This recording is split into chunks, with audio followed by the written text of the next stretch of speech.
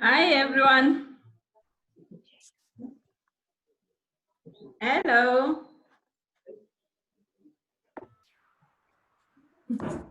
I see you. How are you, Madam Chair? Very fine, thank you. And you? I'm fine. I'm here waiting for 3:30. People are already in. People are anxious for this session. This is nice. We are here. We can start. Maybe we just give them a little, maybe 2 more minutes. Yeah. And then we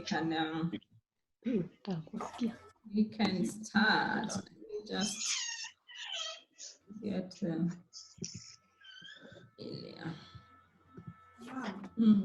This game that I have is just the same game. This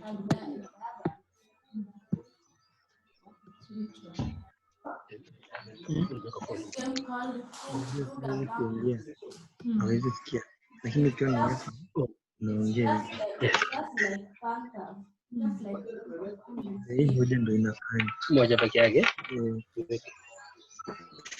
inafaa pande.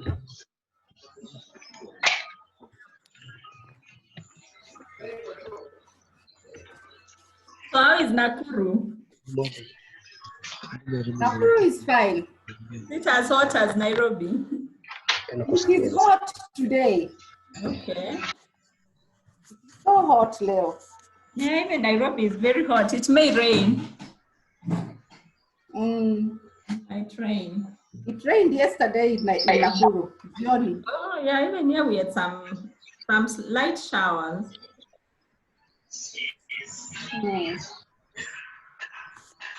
Noah Suta, how are you? I'm fine, Daktari. How are you? I'm very well. Nice to see you. Happy to see you too. Karibu sana. Asante. Who else is here? Pamela, how are you?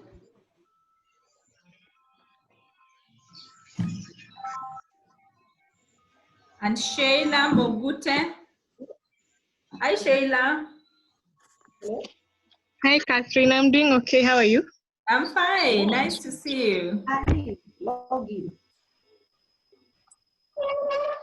I see you too. Okay. Hi, Nancy.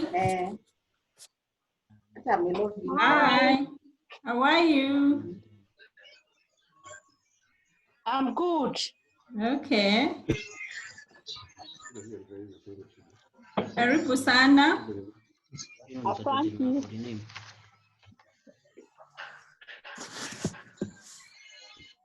Mr. Nzioka, how are you?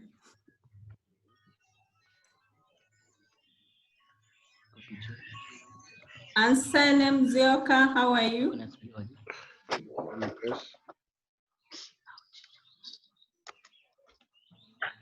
Jane Auma, how are you?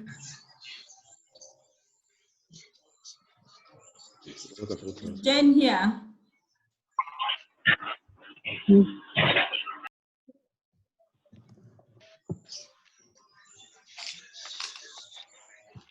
So karibuni sana. I'm happy to see all of you and thank you for coming in and for coming on time. In the interest of time, I think we'll just get started. I see we're about 18 and people are still coming in steadily. So it's good to keep time for those of us who came early. So Madam Chair, I want to welcome you and to thank you again for finding time to build the capacity of KUPCA members on psychological first aid first, and now we are on skills for psychological recovery. We really appreciate the effort you put into this. I know it's a lot of work, but as members, we are really appreciative of your effort. And we want to assure you that we are actually learning, and the things we are learning, we're going to put them into good use. So, karibu sana.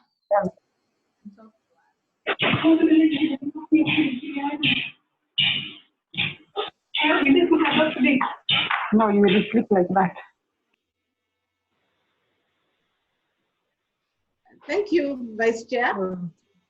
Good afternoon, everyone. Good afternoon.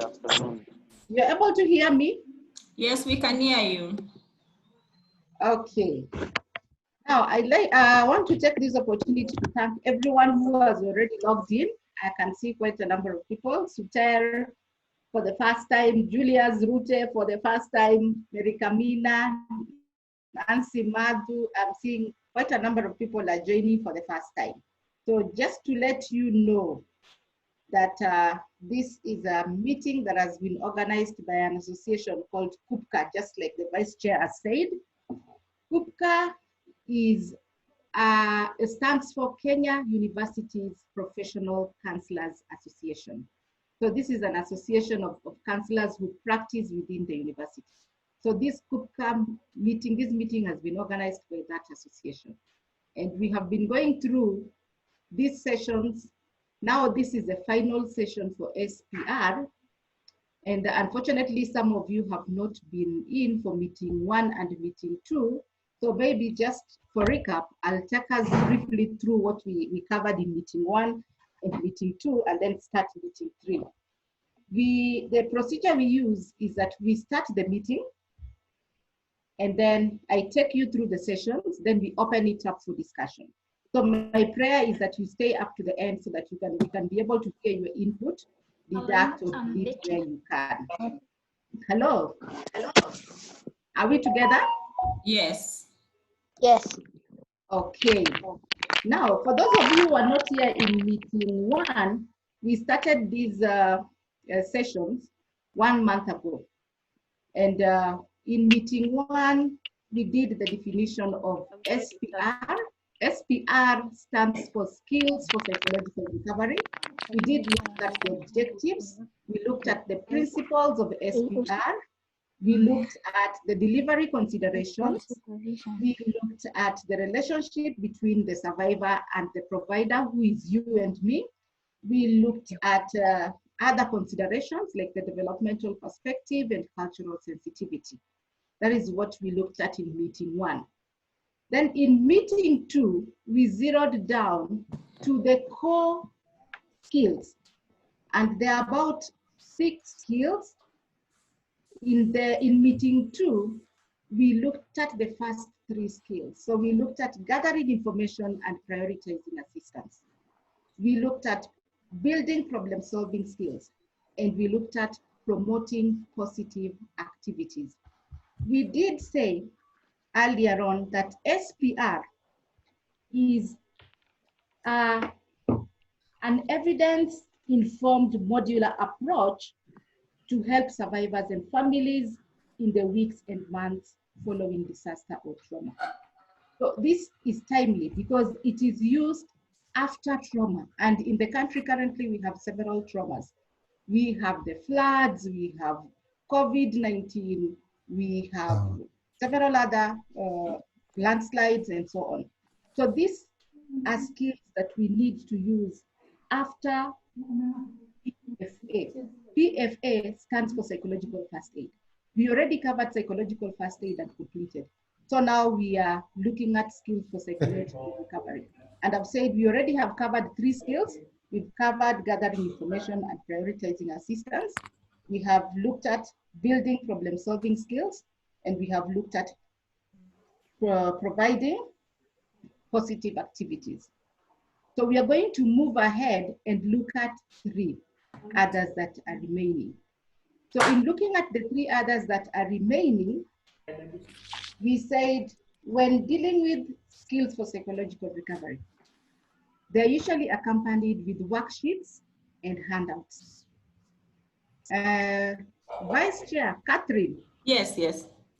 I did send to your email the handouts and the worksheets. Yes, you did. So I'm looking at you to help me display them as I Yes. display these others. Okay, just let me know when I need to do that. Okay. So I'll let you know when I need you to display the worksheets or the handouts. Yes. So what we are going to do is we are going to go through the other 3 skills so that we are versed with what we need to be doing on the ground. So without much ado, allow me to go to meeting 3, and I'll share with you the screen so that we are all there. Are we together up to that point? Yes, we are. Okay.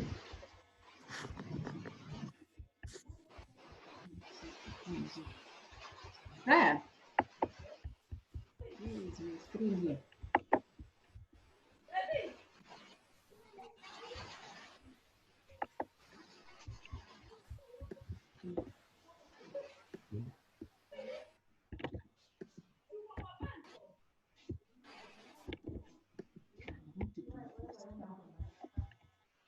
Hello? Hello? Hear you, Madam Chair. Are you able to see? Not yet. We can only see your beautiful face. Mom, that's only for you. Okay. Man. This thing today.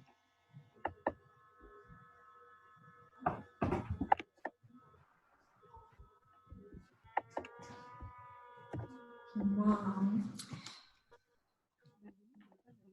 Things are not showing. Down on your screen, you can see the green arrow. That's where you need to go to share your screen. I'm there. I'm wondering why it's not showing. Just hold on a bit. Yeah, just select it. It will show you several things which are on your screen. Then you choose the one you'd like.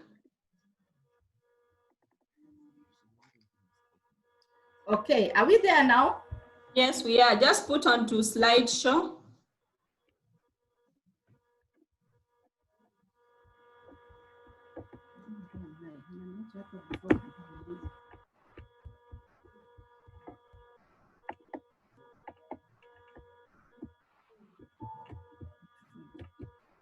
Okay, are we there? That's good. Yes, perfect. Okay, so this is what we are going to cover in meeting 3. I said we have 6 of these skills. We have gathering information and prioritizing assistance. We have building problem-solving skills. We have promoting positive activities, managing reactions, promoting helpful thinking, and rebuilding healthy social connections. So we have already done the other 3. So today we are going to look at these 3: managing reactions, promoting helpful thinking, and rebuilding healthy connections. So we begin with skill number 4, which is managing reactions.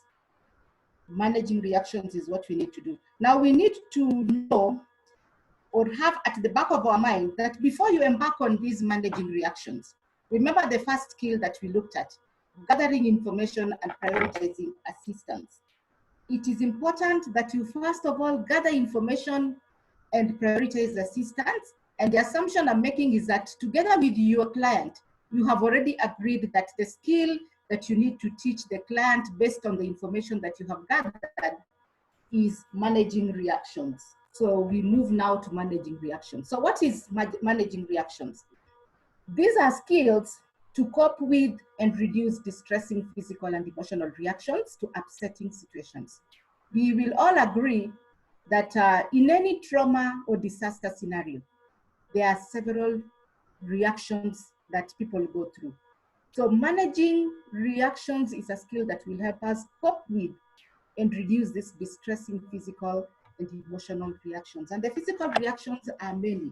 Physical reactions could be rapid heartbeat, rapid breathing, feeling tense and nervous. Emotional reactions could involve things like feeling afraid, worried, angry, sad, etc. Physical could be having sleeping difficulties, etc. So we are saying when you embark on this skill, you are simply helping your client to cope with distressing physical and emotional reactions to the upset situations that they have gone through. What is the goal of this skill? Number 1, we are saying it is to enhance skills to calm upsetting physical and emotional reactions. The word is to calm because the reactions will be there, to calm upsetting physical and emotional reactions. Then number 2, to learn new strategies to deal with the reactions to stressful situations, including reminders and put words to difficult experiences to better understand and manage the skill. So we are saying, apart from counting, you also want your client to learn new strategies to deal with these reactions that they go through. What is the rationale for using this skill? This skill is important, one, because in upsetting the physical and emotional reactions that arise when you confront disaster-related experiences and reminders of the disaster, as well as ongoing stress and life changes. For you to be able to help, this skill is key. That's what we're saying. These reactions can affect mood, decision-making, interpersonal life, daily functioning, and physical health. So for you, for instance, to be able to help in interpersonal relationships with families, with friends, with members of the family, it is important that you teach your client or the survivor how to manage these reactions.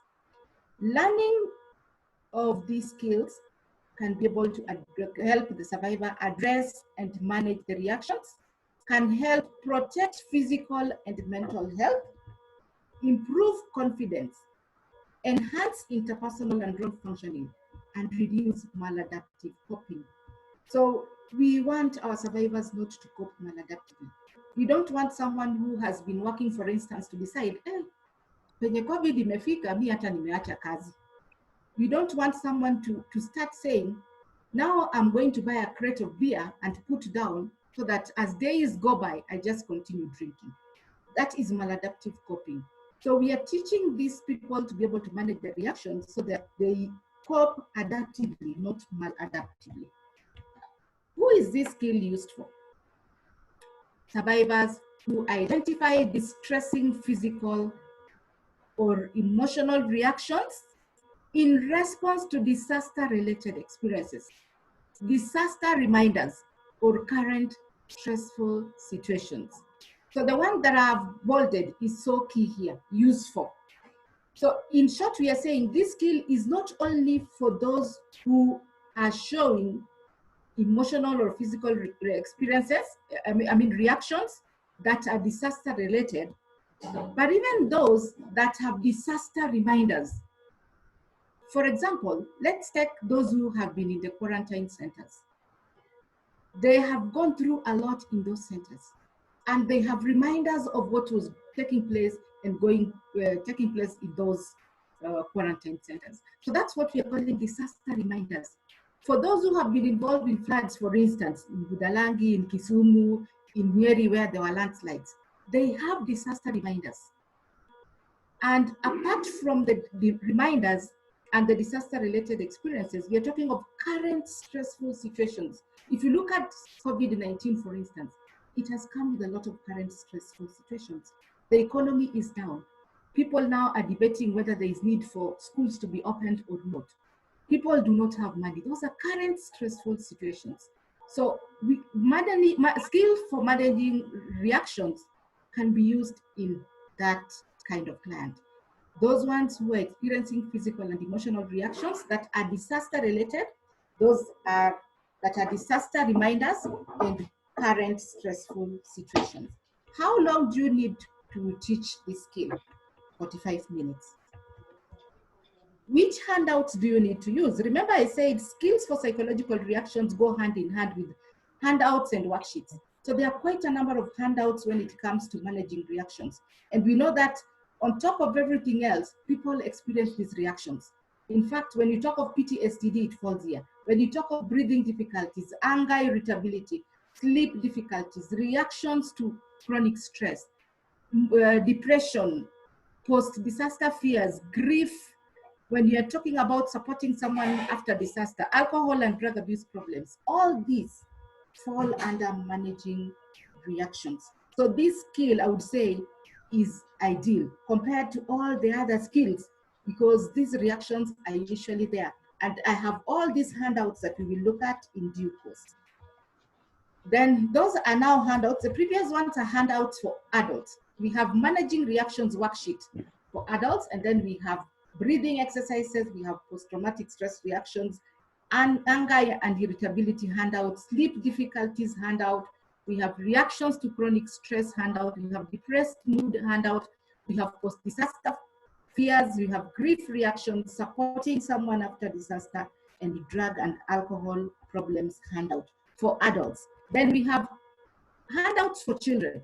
We have an handout for children referred to as getting control of your fears for children, because fear is the most important reaction when it comes to children. This is what is experienced by children more than any other reaction. Then still for children, because children are underage, we have handouts for parents that are dealing with children. So these ones are, I don't want to go through them. We have helping children control their fears, help children with sleep problems, children's intrusive thoughts and traumatic reminders, children's anxiety, children's tantrums and acting out behavior, and so on and so forth. So we have these handouts, and these handouts will go hand in hand as you teach the skill for managing reactions. What are the steps? So in the event that you have together or collaboratively decided on this skill together with your client, there are steps that you have to go through. So you need to explain the rationale for this skill. Tell your client why you are picking this skill. Why skills for managing reactions? And then step one, help the client identify distressing reactions and the triggers. Because what will you be teaching them if you haven't identified the distressing reactions and their triggers? Then number two, teach these skills to address those distressing reactions. And number three, create a plan to manage a reaction. So we'll go straight away to identifying distressing reactions and their triggers. So we are asking, how do we help our survivors or our clients identify distressing reactions and their triggers? So we are saying here that work with the survivor to select the distressing reaction he or she most wants to address. Follow the survivor's lead by asking questions such as, which of these reactions is bothering you the most or getting in the way of living your life the way you want to? Which of these reactions has been most difficult for you to manage in the past? Which one of these reactions would be the most helpful for us to tackle first? Describe the stressful situation in which this distressing reaction happened. Write both the reaction and the situation on the worksheet. So in short, what we are saying, if you could remember what we said in meeting number one, we said that SPR is a collaborative approach. You're not going to decide for the survivor, in this case your client, that this is the reaction that you're experiencing most and this is what I'm going to teach you about. We are saying collaboratively agree with the client the reaction that they want you to tackle. So identifying distressing reactions and their triggers entail involving your client and you together with your client picking which of those reactions you want to deal with. However, there is a provider alert for both children and adults. We are saying in the event that you're dealing with children and adults, you may find it helpful to use a diagram of the body that they can point to or on which they can color the places where they feel strong emotions or physical reactions. So you come up with a picture of a body. And in that picture of a body, when you have a client who is a child, ask the client, in this body, show me in this body, color the place where you feel the most reaction. Then you will be able to pick from that point what the child is talking about. Alternatively, we are saying on a blank piece of paper, have the child draw a person or stick figure and then have him or her point out or color in places where they feel they need to look at in that body. So this is a way of now dealing with children. So we are saying the way you deal with an adult to identify distressing reactions and triggers is different from the way you deal with a child or an adolescent. Survivors may experience extreme negative emotions, which already we have said. These may be depression, grief, guilt, shame, feelings of worthlessness, and thoughts of revenge. And therefore, they may require a more intensive level of support. So we are saying, if as a provider, together you have identified the reaction that this survivor is portraying. And for instance, this survivor is portraying intense depression. We are saying if it is extreme emotion, refer that survivor to a mental health service. That client is not for you. If the survivors mention any strong physical reactions, like for example, acute chest pain, ask if they have seen a physician or other health professionals for that condition. Make a medical referral if needed. So in short, we are saying the provider alert as you use this skill is on the children. If you're dealing with a child or an adolescent, you have to know that you're dealing with a child or an adolescent and deal with that child and adolescent appropriately. Number two, identify if the reactions need referral before you can begin teaching this skill. Identify if the reactions need medical referral. If not, then go ahead to teach the skill. So number two, we are assuming that this client is not a client for referral, does not need medical attention. So how then do you teach these skills to address the stressing reactions? So that is our step number two. So we are saying, select whichever handouts applies to the survivor's concerns and go over the handouts with them. Remind the survivor that she can refer to the handouts for help with the reactions in the days, weeks, and months ahead. And the distressing reactions could be varied. And that's why we are saying select. And the one you select will guide the handout that you pick. So like we have breathing exercises, we have post-traumatic stress reactions handouts, we have anger and irritability, we have sleep difficulties, we have reactions to chronic stress, depressed mood, post-disaster fears, grief reactions, supporting someone after a disaster, drug and alcohol problems. All these handouts are available. So the thing is, we are saying, if for instance, your client you've realized has grief reactions, then it is the grief reactions handout that you have to pull, and it is that will help you help your client. Because in step number two, we are saying teach skills to address these stressing reactions. And so you are going to offer psychoeducation on grief reactions and what this client can do to alleviate that.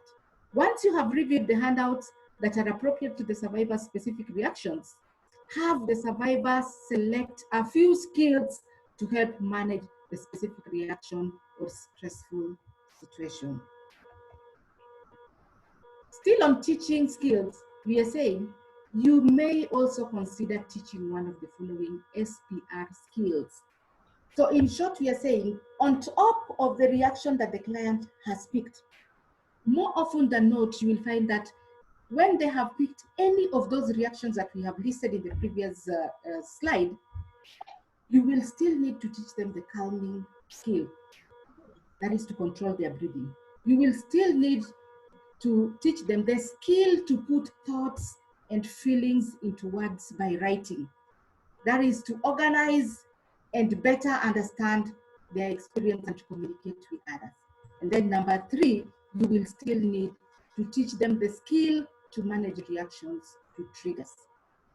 This is the skill that will help them handle stressful situations, daily hassles, and reminders before, during, and after they happen.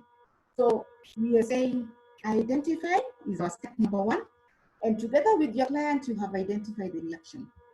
Once you have identified the reaction, you have to teach the client that the skills for that particular reactions, and there are handouts that you will use to take you through that.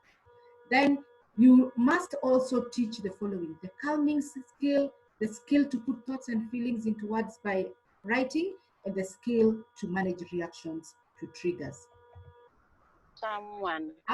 After reviewing these skills, ask the survivor, selecting a skill, have you had any experience with these ways of managing reactions?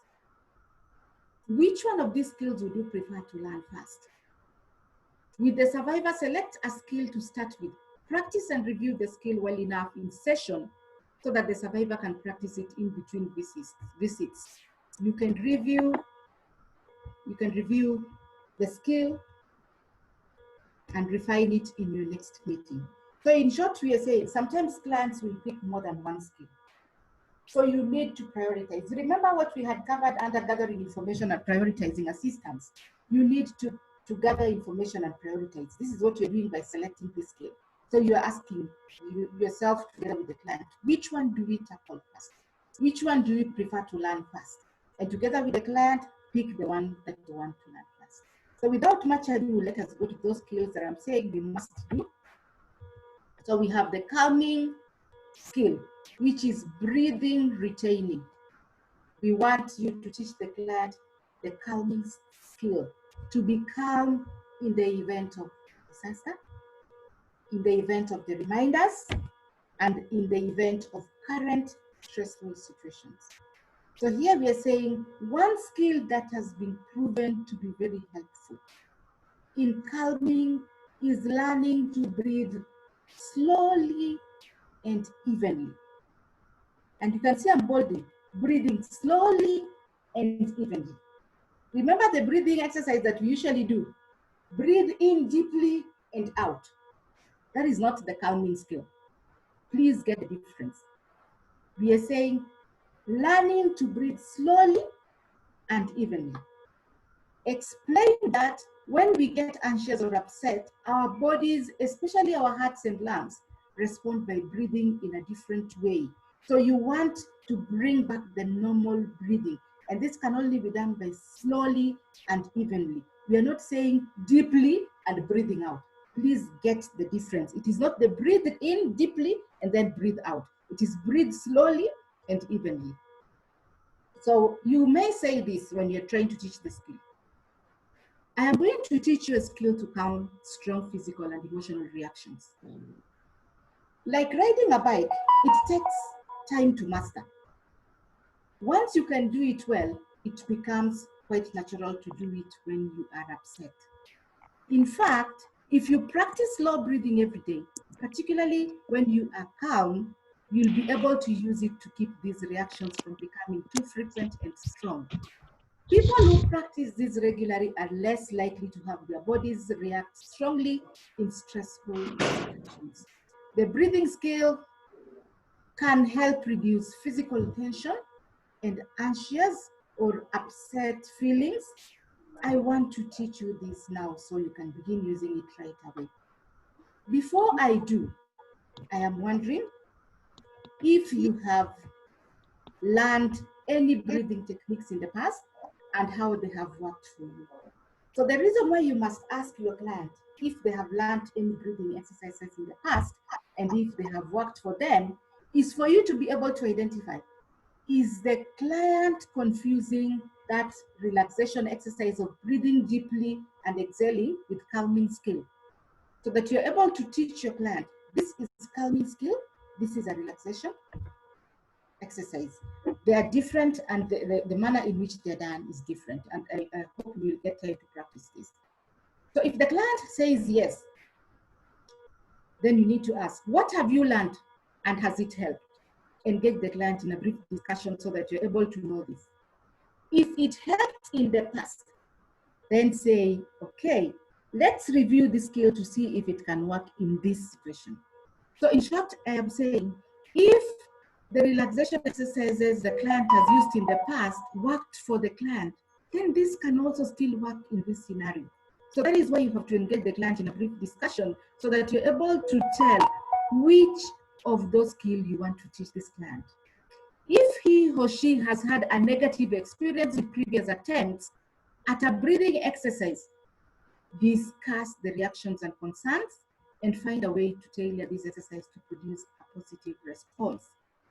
So it is so key and important that you discuss with the client so that you're able to learn these things and you know your entry point. Without discussion, you may not be able to know your entry point with your client. So that is what we are saying. For instance, if he or she gets more anxious when closing his or her eyes, practice the breathing with eyes open at first until it's more comfortable. Explain that when people first start to relax, sometimes they can get more anxious before they get calmer. But when they continue to breathe and focus on calming themselves, this reaction will most likely subside. But if the client says no, then okay, then this will be, tell the client that, okay, then this will be something new for you. I hope that you'll find this new way of breathing useful and very calming. For children, in the event that you're dealing with children, you need to ask, has anyone taught you how to do this type of breathing before? Maybe another counselor or coach, meaning you will have to demonstrate to the client who is a child that calming exercise, and then ask, has anyone taught you this type of breathing before? If the child says yes, then your response would be great. Show me how you do your breathing. Let's practice together. And remember, this is a child. Give positive feedback. Discuss how best to practice and use this skill. If needed, modify the breathing exercise to make sure that the child is using all the steps. If the child says no, your response would still be great. We can learn something new today.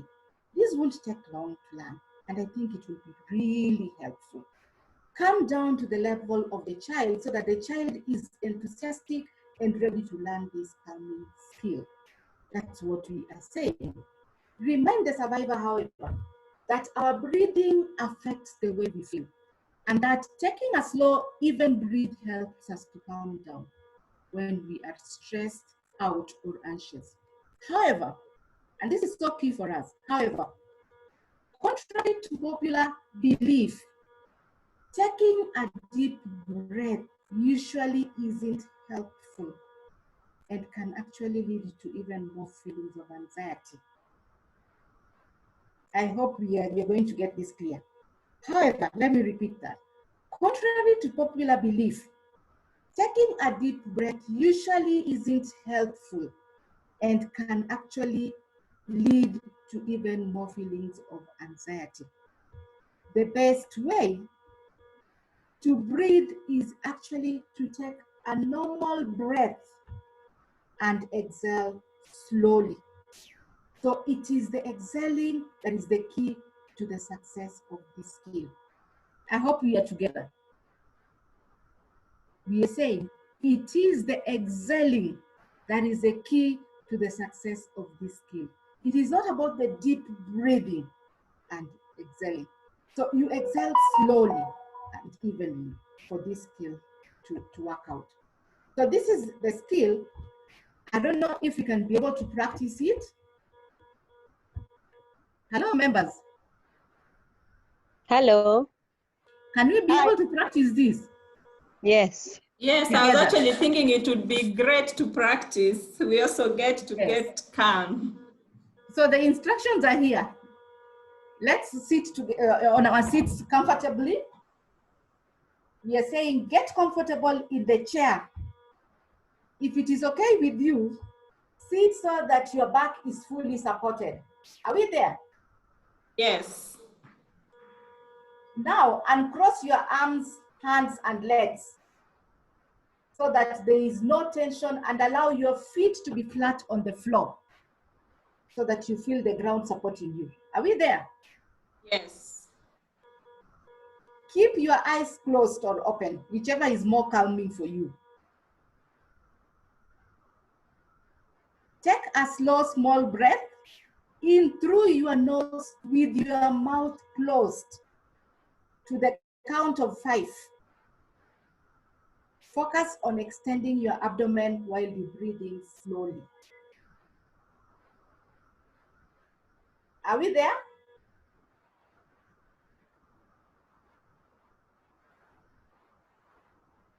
Hello, members. Yes. Have we done that? Yes. Now let's take 1 minute and do it. And then we pause for 5 seconds. Sit comfortably in your seat with your back fully supported, your legs and arms uncrossed, your feet flat on the floor, your eyes closed. Then take a small breath through your nose with your mouth closed and count up to 5.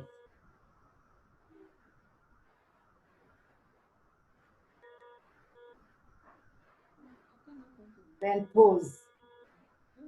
Pause for another 5 seconds. Now exhale slowly through your nose or mouth to the count of 7.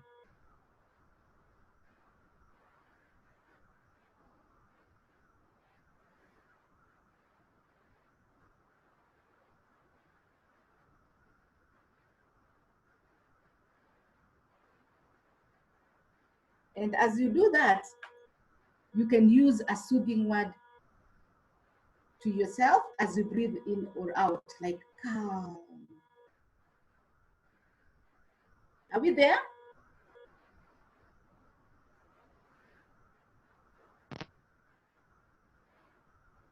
Hello? Yes, we are there. We are together. Now breathe in 5 times again. And remember, we are breathing in slowly and evenly. Breathe in 5 times, counting 5 times. Hold.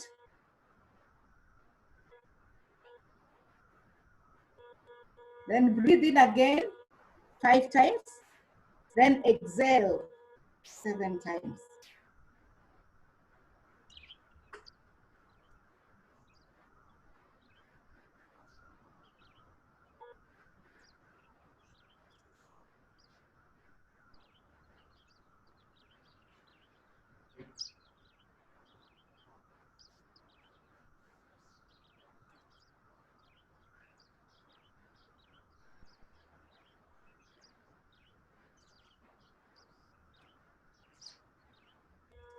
How does it feel? Really nice. Now that is what we are calling calming skill. It is different from the deep breath and then you exhale out. So this one, the idea is to slowly breathe in to the count of 5, hold. To the count of 5, breathe in. Then exhale slowly to the count of 7.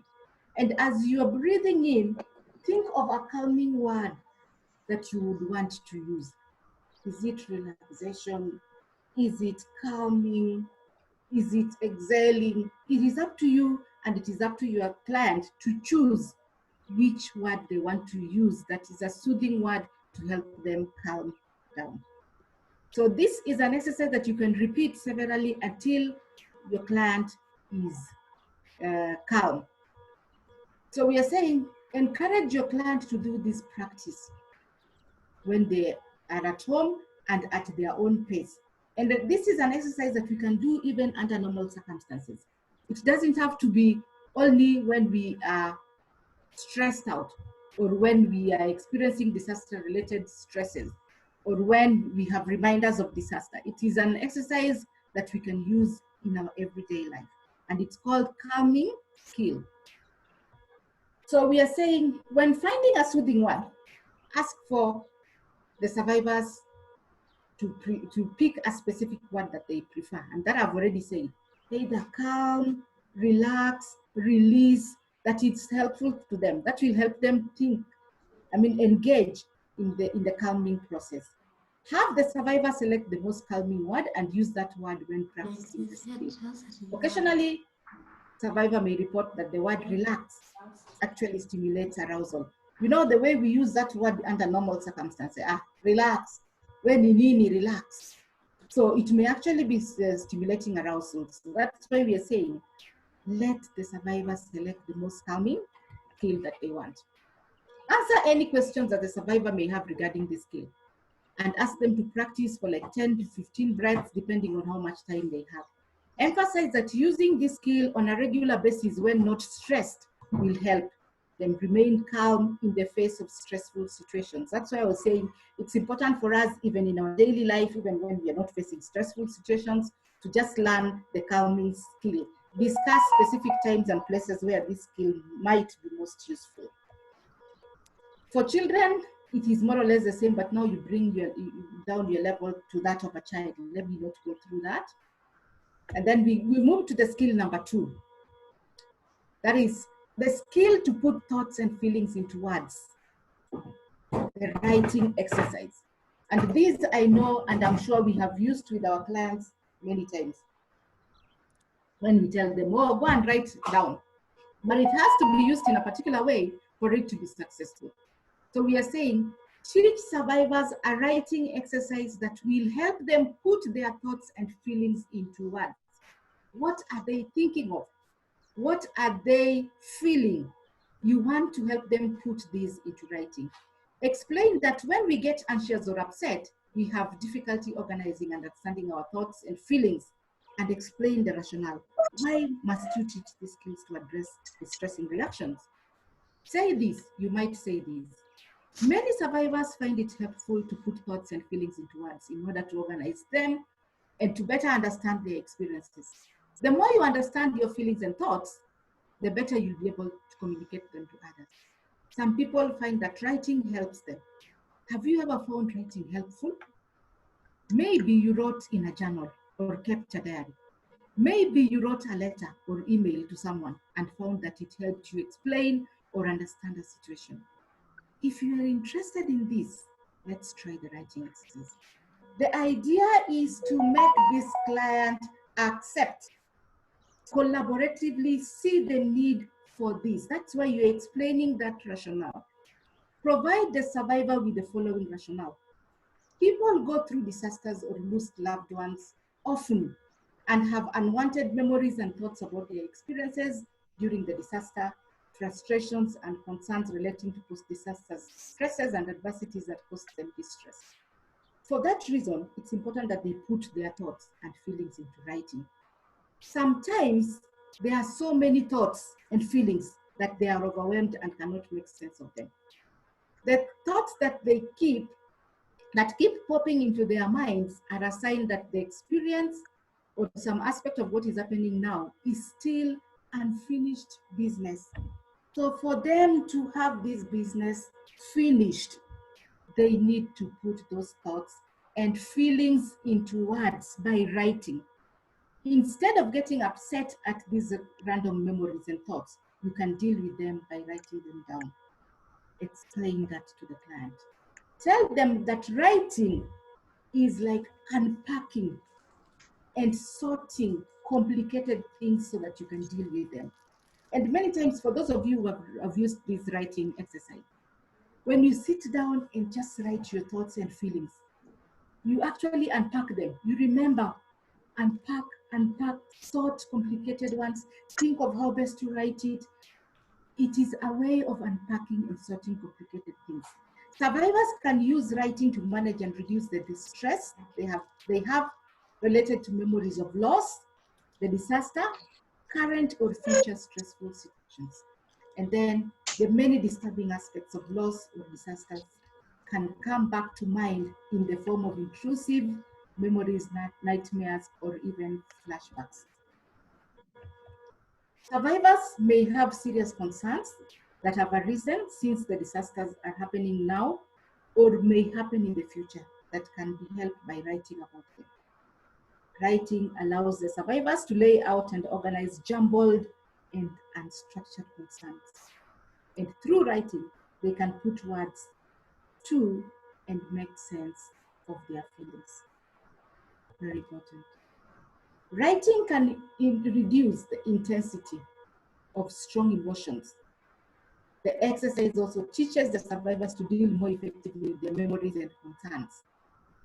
And of key importance, we are saying for survivors who do not know how to write, because you'll get survivors who don't know how to write or don't feel comfortable writing, discuss an alternative solution with them, such as recording their thoughts with a tape, a digital recorder, or expressing themselves artistically. That will still be able to put thoughts and feelings into words. Our idea is to put the thoughts and feelings into words so that they're able to manage these more effectively. In putting thoughts and feelings, the instructions are this.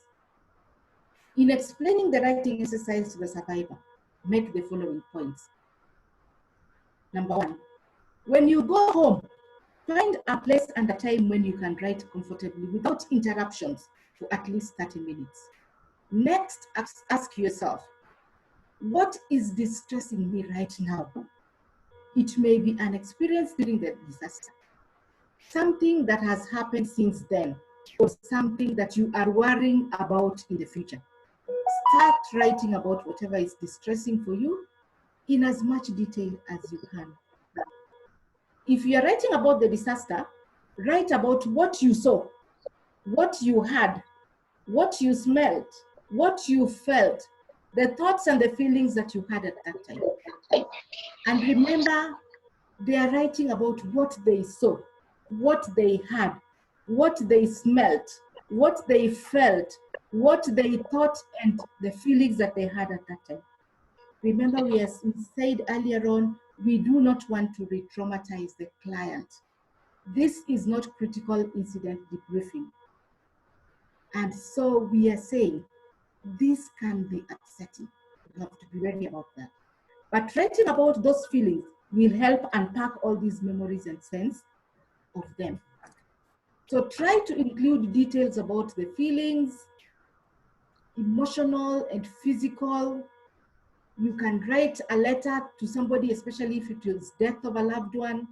As you are writing, think about the things that did not help you, the ones that helped you. For example, what did you do to get safety? How did you survive? As the event was occurring, or right after it was over,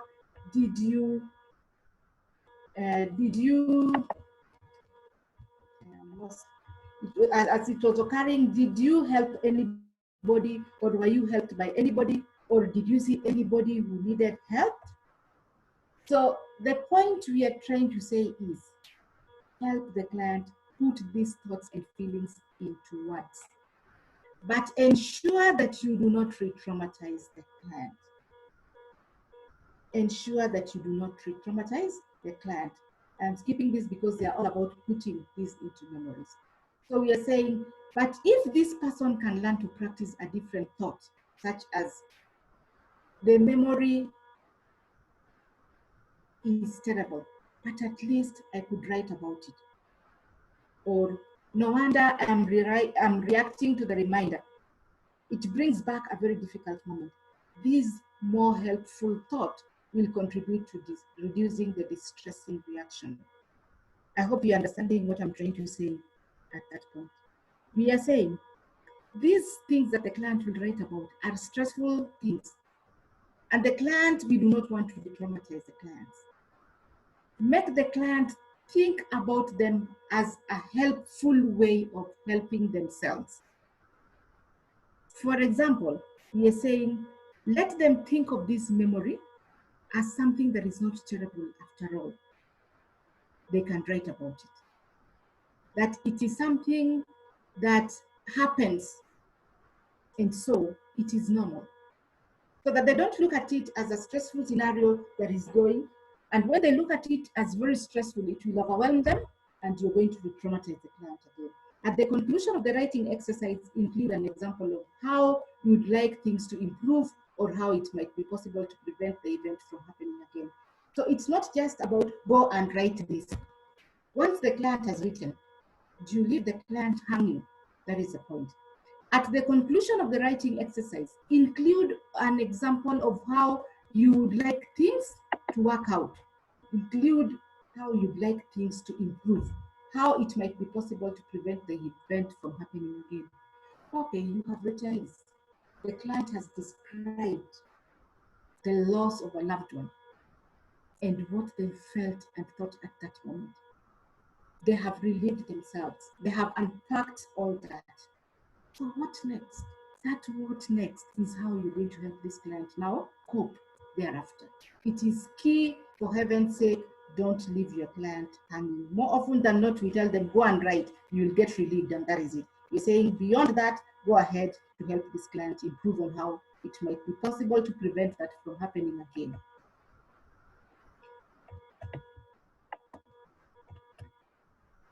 Suggest that the survivors repeat the writing task several times, each time building in new helpful thoughts that they have identified. And this will help them think about the situation that concerns them, understand the key issues in a helpful way, and assist them in managing their reactions. So every time that they are writing, encourage them to be able to get a helpful thought. Okay, you had this thought. Was it helpful or unhelpful? What can you identify as helpful in this? And then help them to think about that situation that concerns them and understand the key issues in a helpful way. It will be of help. The provider alert is what I already have mentioned, that there are still problems with distressing emotions, memories, or thoughts. And the clients are likely to get re-traumatized.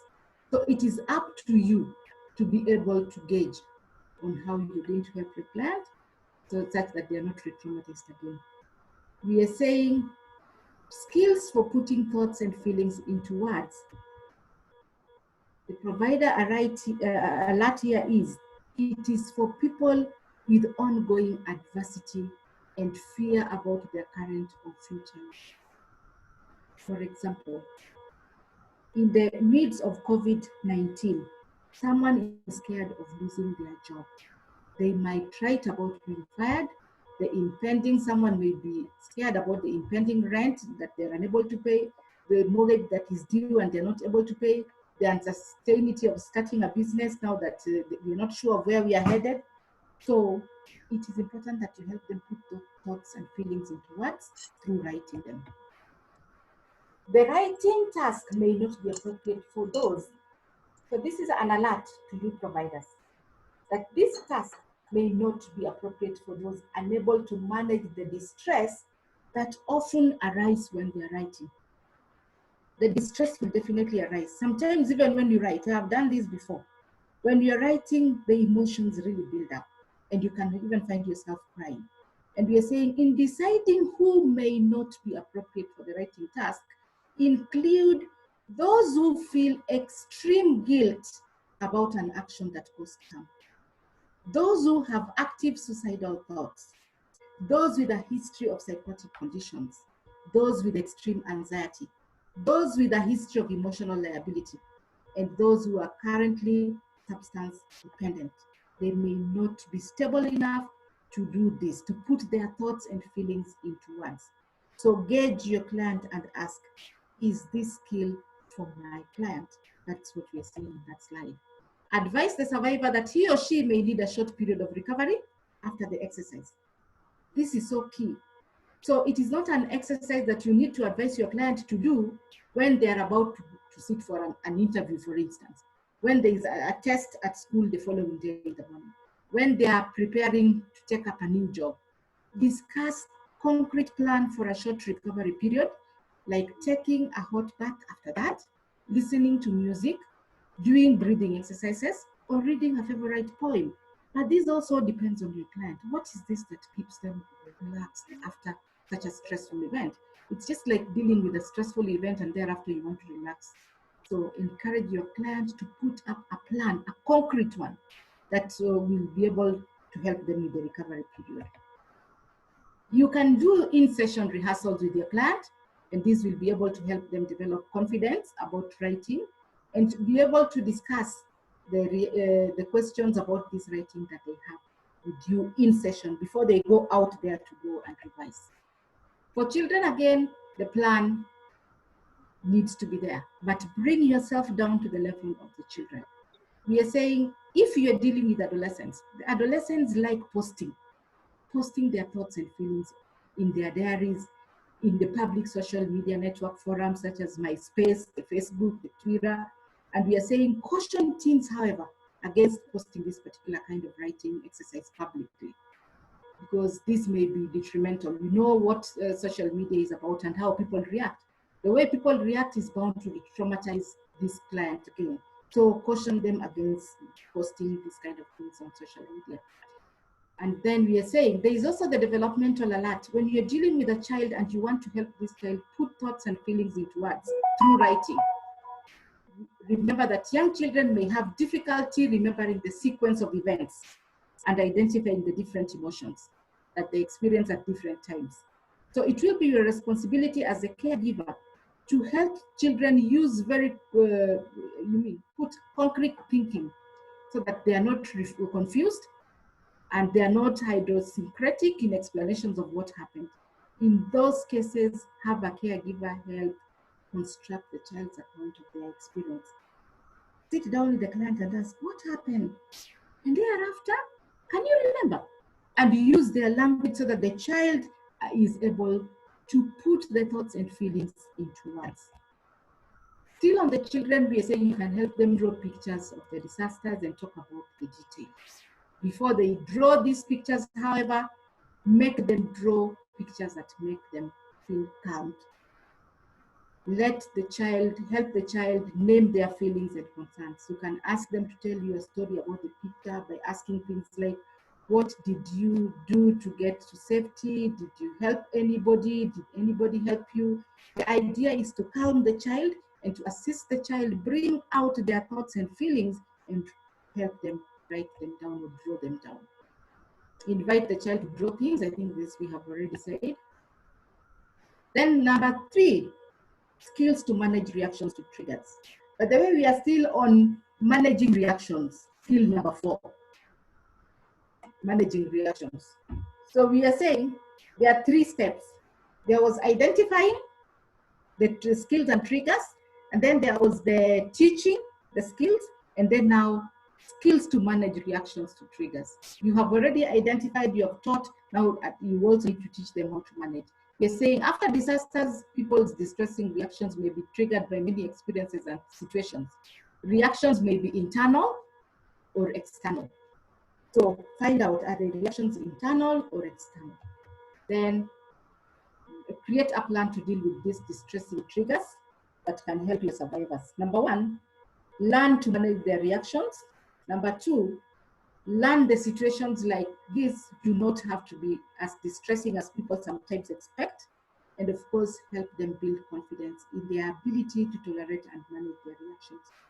But there are some people are hardly distressed. Even in the midst of COVID-19, they are okay. They are going on with their normal life. There are those who will be totally distressed.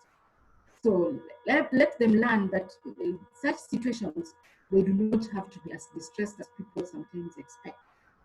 Help them learn to manage these reactions and help build their confidence.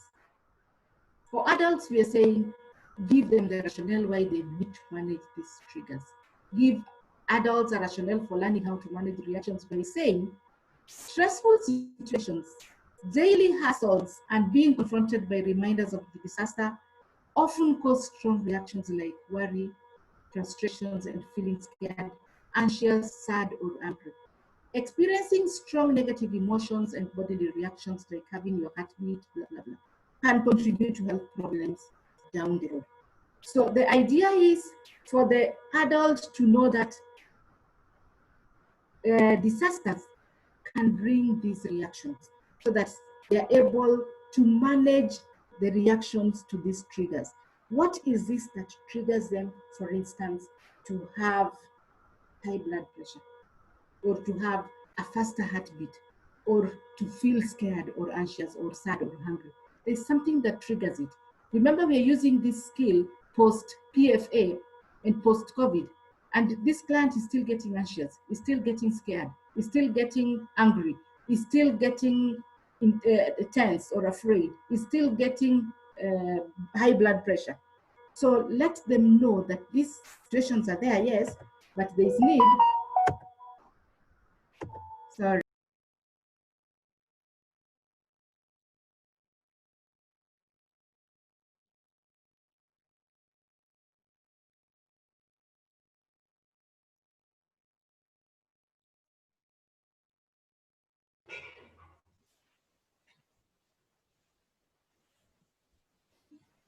Seem to have lost our presenter.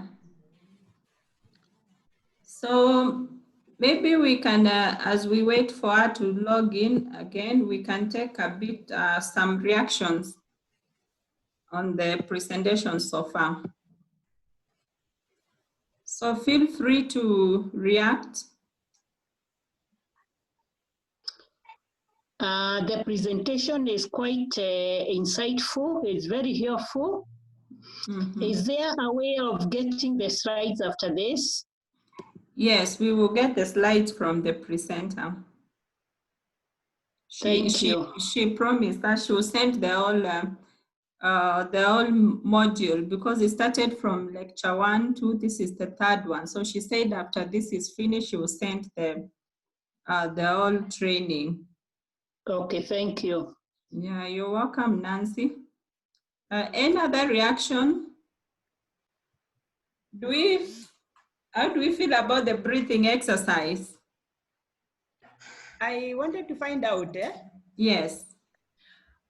do we have certificates after this? For those of us who attended the 3 sessions, yes. Okay. Oh, so the session started at 3, isn't it? No, there are 3. This is the 3rd one. We started like 2 Thursdays ago. We meet every Thursday. Yeah, so we met, I think the Thursday of, must be -3. Today is 27th. Last was maybe 20th. Started on 13th. Okay. So there was 13th, 20th, and today is the last one. So those who have attended and those who also attended the psychological first aid will get certificate. All right. Thank you. Yes. Any other reaction? I wanted to, hello? Yes. Yeah, certificates are good, but always that should not be the motivating factor also. It's actually what you gain. Yes. Because I know in some of the webinars all over, people are just attending because of, for the sake of certificates. Yes. Well, that may be good, but I think the most important thing is what you gain. That is true. Those who have attended the 3 trainings, actually this is the 6th one. What is your take?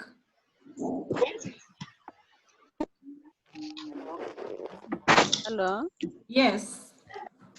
Yeah, it has been a good experience. My power went off. Hello? Yes. Hello. Yes, My power went off, but I am back. Okay, just a minute, Chair. Okay. Alice was saying something. Let's hear from Anika. This is very good, and Lillian has done us proud. I'm sure that all of us have learned. And as my colleague is saying, it is just not the certificates, it's the togetherness that we have, continuous learning, and increasing our professionalism. Certificate, of course, is to enhance our professional skills. And for sure, this has been very good. I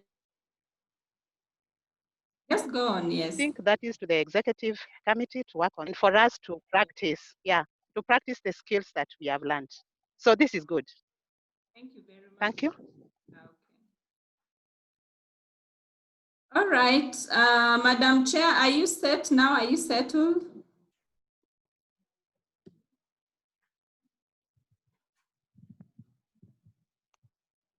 Dr. Lillian?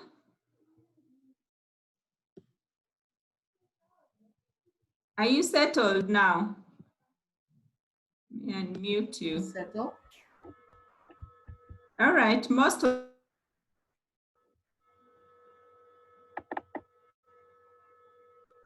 Are we there?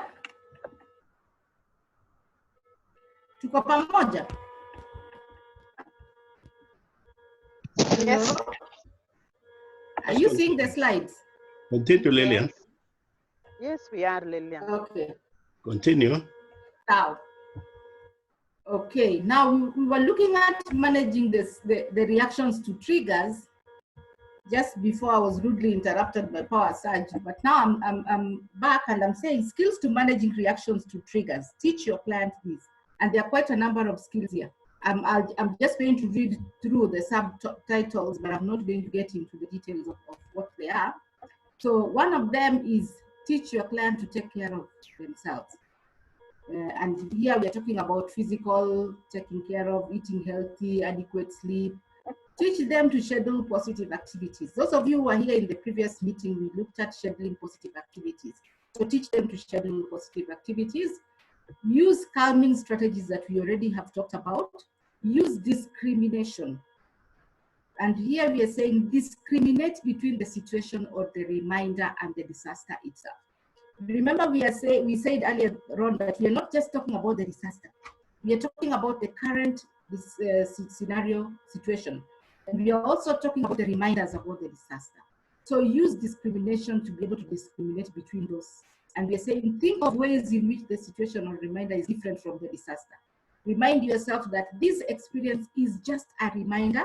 For example, that was then and this is now.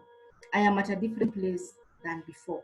So this was COVID and this is now. I am now at a different place. What do I need to do now that I am at a different place? Use helpful thinking. The next skill is helpful thinking. Get social support. So teach your client to manage those reactions. Use the writing skill, which we are teaching right now. Use spiritual or religious practice, very key. Prayer, meditation, mindfulness, compassion. This can give your client or even give yourself comfort and a sense of strength and hope. And we have what I'm calling the managing reactions worksheet that Catherine probably will share with us. We will give you this so that you can be able to see. It's just about those reactions and what you need to do and ask yourself so that you're able to fill in that worksheet and ask yourself, how do I manage these grief reactions as you're writing them down? What would work and what wouldn't work? It is all laid down in that handout, which we will be giving in a short while. For children, again, bring yourself down to the level of the children. Then there is the follow-up session. For follow-up session, the assumption is you have taught this skill in session, and you want to have a follow-up session with your client to review the assignment. We are saying if the survivor returns with another visit, review his or her experiences with the skills to manage his or her negative reactions. Did he or she try to implement the plan you chose together at the last contact? If so, how well did it work? Praise any efforts to take action, explore which skills seemed useful, inquire how the survivor would do things differently or to better manage his or her reactions. During this discussion, focus on the following. How well did the skill work? What has the survivor learned about managing reactions? If a skill did not work, decide how the skill can be improved. Remember that part of the problem solving may focus on who was nearby as a survivor practiced the managing reaction skill. Sometimes people near us may make us not be able to do what we want, to find out. And if that was not the case, select another skill if the survivor had a negative reaction for which he or she needs help. And that is about managing reaction, that skill of managing reaction. We now move to skill number 5, promoting helpful thinking. I hope we have taken note of what we have been learning in skill number 4, managing reactions, and we will react after I'm through with the presentation. So skill number 5 is promoting helpful thinking. So we are saying that when dealing with this skill, we are going to be able to identify upsetting thoughts and to counter these thoughts with less upsetting ones. That is what promoting helpful thinking is about. Identifying upsetting thoughts to counter those thoughts with less upsetting ones. What is the goal? The goal of this skill is to help survivors identify what they are saying to themselves about the disaster experience or their current situation, and to choose less distressing ways of thinking, because they'll definitely think about the disaster. They'll definitely think about the current situation.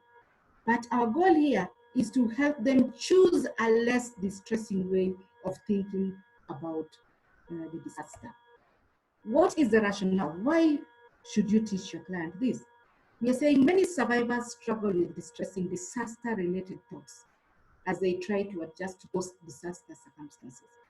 These negative thoughts help maintain negative emotions, such as fear, hopelessness, anger, anxiety, sadness, and guilt. Identifying and practicing more helpful ways of thinking and improving mood reduce the intensity of distressing emotional and physical reactions. So because they will have these skills, it is important that you teach them ways of thinking about them in a positive way. Who is this skill for? Survivors who have concerns about distressing emotional or physical reactions. Those ones who are being overly self-critical or negative, and those ones addressing fears and anxiety. How many minutes do you need to teach this skill? 30 to 45 minutes. Which are the handouts? We have handouts for children, and we have handouts for adults. We have helpful thinking handout for adults, helpful thinking worksheet, and payoff matrix worksheet. For children, we have helpful thinking handout, and we have helpful thinking good coach, bad coach worksheet, which they will have to be helped using by their helpers or parents. Which skills do you need to practice for you to teach this skill? After explaining the rationale for helpful thinking, you need to teach the client to identify unhelpful thoughts. Which are these unhelpful thoughts that the client have? Help them identify helpful thoughts. Help them rehearse helpful thoughts. Assign practice of helpful thoughts. Remember, the skill is promoting helpful thought. So you are not going to be able to promote helpful thought before identifying the unhelpful thought. Which is this unhelpful thought that you want to change to helpful thought? Then you help them rehearse this, then you assign practice for that thought. So without much ado, we will move to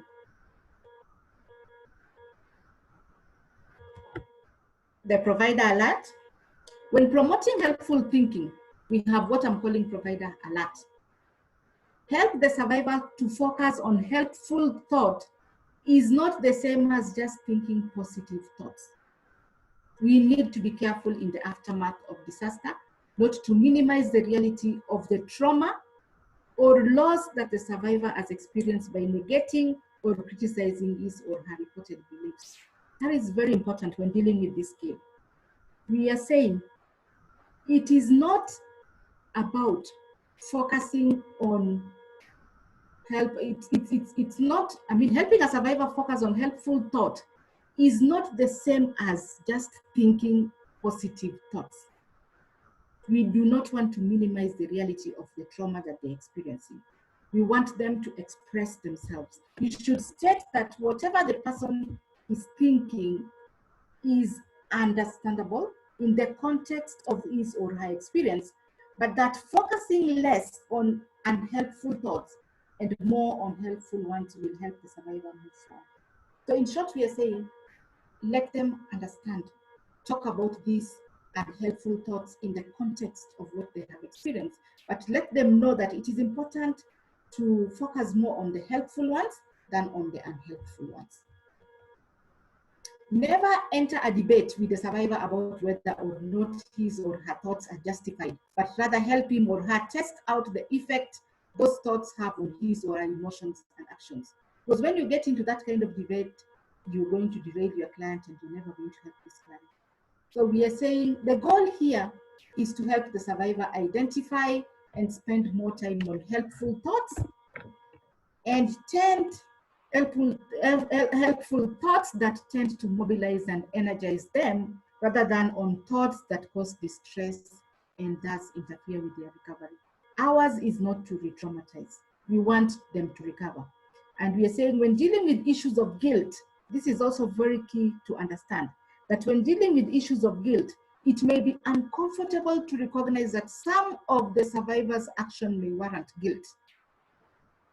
When you realize that the survivor is struggling to cope with the perceptions that are indeed accurate, consider that the survivor might benefit from a referral for additional services.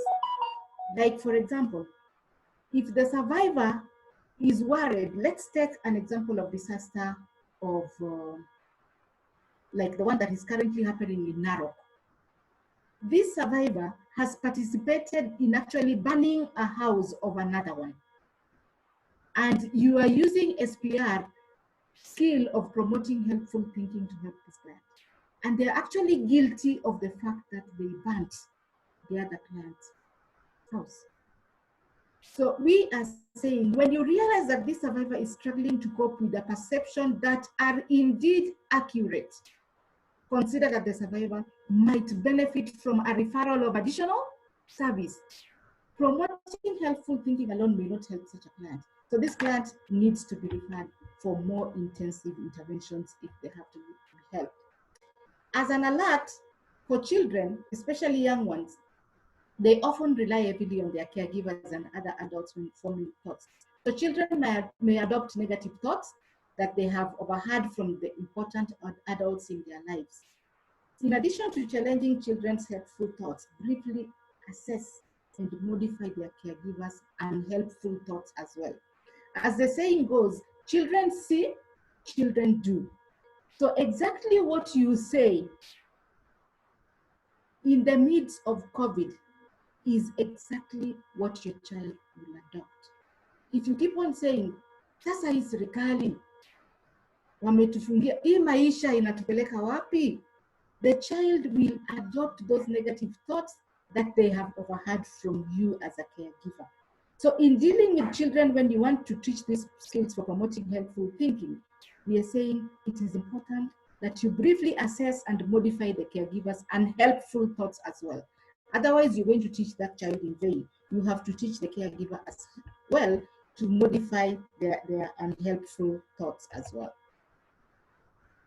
Still, we are saying you should create a place for emotional and physical safety for the children, not a place where the caregivers know that the caregivers keep giving these strong negative feelings that the child keep on picking. Children's adjustment following disasters may be more closely connected to caregivers' distress level than to their levels of exposure to disaster. So take note of that as you try to teach this skill of promoting helpful thinking. There is also cultural alert when trying to teach this skill of promoting helpful thinking. We are saying in some cultural traditions, the belief in the divine, in God, in multiple deities, in karma, in Allah, name it, is a significant influence on thinking, behavior, and feelings. While this belief has been shown to be a protective factor to recovery, it can also produce negative reactions when the disaster is attributed to the wrath or divine justice of a deity, punishing, in quotes, the disaster-exposed population for unacceptable behaviors. So in short, we are saying people believe in God. There are those who will believe he corona is a way of God punishing us. So unless you are able to get in to understand where this plant is coming from, helping this person promote helpful thinking may be in vain.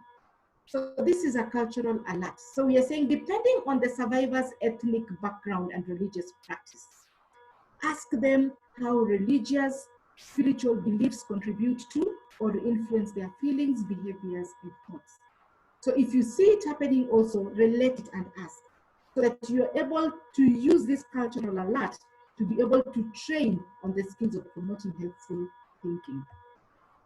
There are steps that you have to use. There were 4 of them. We're saying number 1, identify unhelpful thoughts.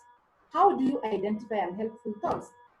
To introduce this step, take out the helpful thinking handout for children or for adults. Point out that there are different categories of unhelpful thoughts: poor coping, helplessness, lack of safety, guilt, and blame. Go over the statements listed below each category, then discuss how each of these thoughts can result in emotion. Hello, Catherine. Catherine, are you there? Yeah, I'm here. Kindly share with us the worksheet on identifying unhelpful thoughts.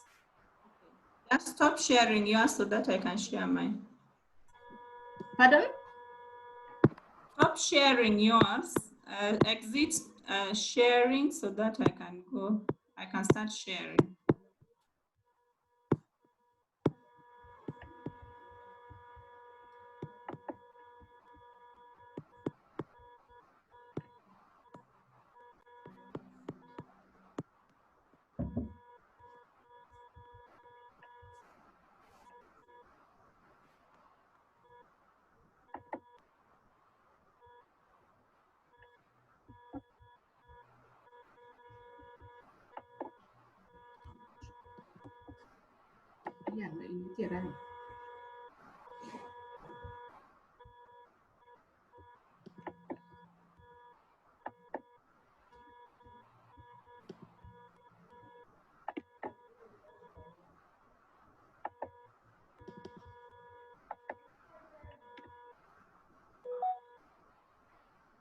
Can you see?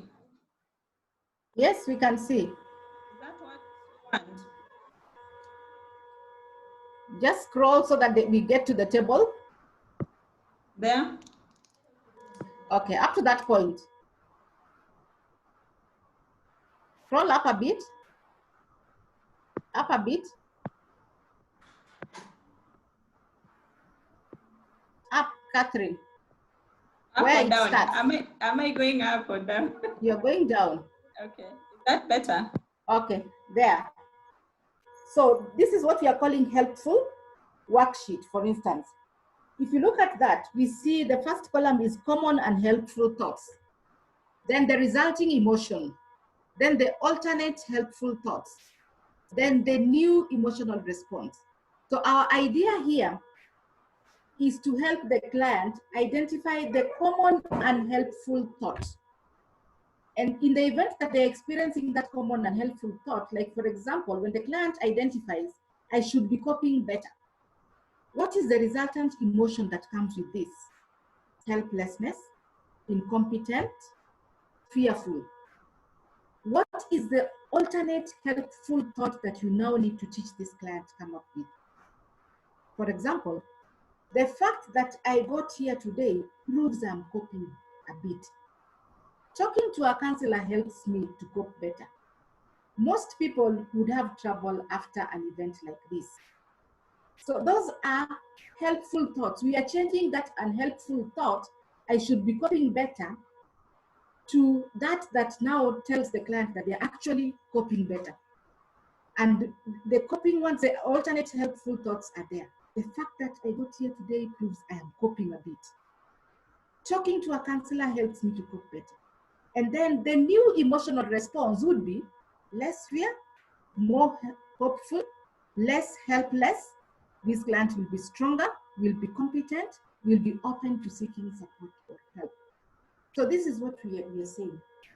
In the event that you're helping your client, these handouts, this worksheet comes out handy, because you will just take out these and look at coping. How is the client coping? What unhelpful statements of coping is this client displaying? They may not necessarily be what we have written here, but it will be something like this. What is the resultant emotion from the common and helpful thought that the client has listed? What is the alternate helpful thought that the client should instead be talking about? And what is this new emotional response that will come up as a result of the alternate helpful thought that the client is portraying? So just scroll down. Up or then there is, the client may be displaying helplessness and control. Helplessness or control. It is the same thing. The unhelpful thought, the emotional response, the helpful thought that should be there, and the new response. So it could be helpfulness, it could be control. So this table, without going into details about it, because you will have it, will guide you when it comes to promoting helpful thinking. Let's get back to the slides.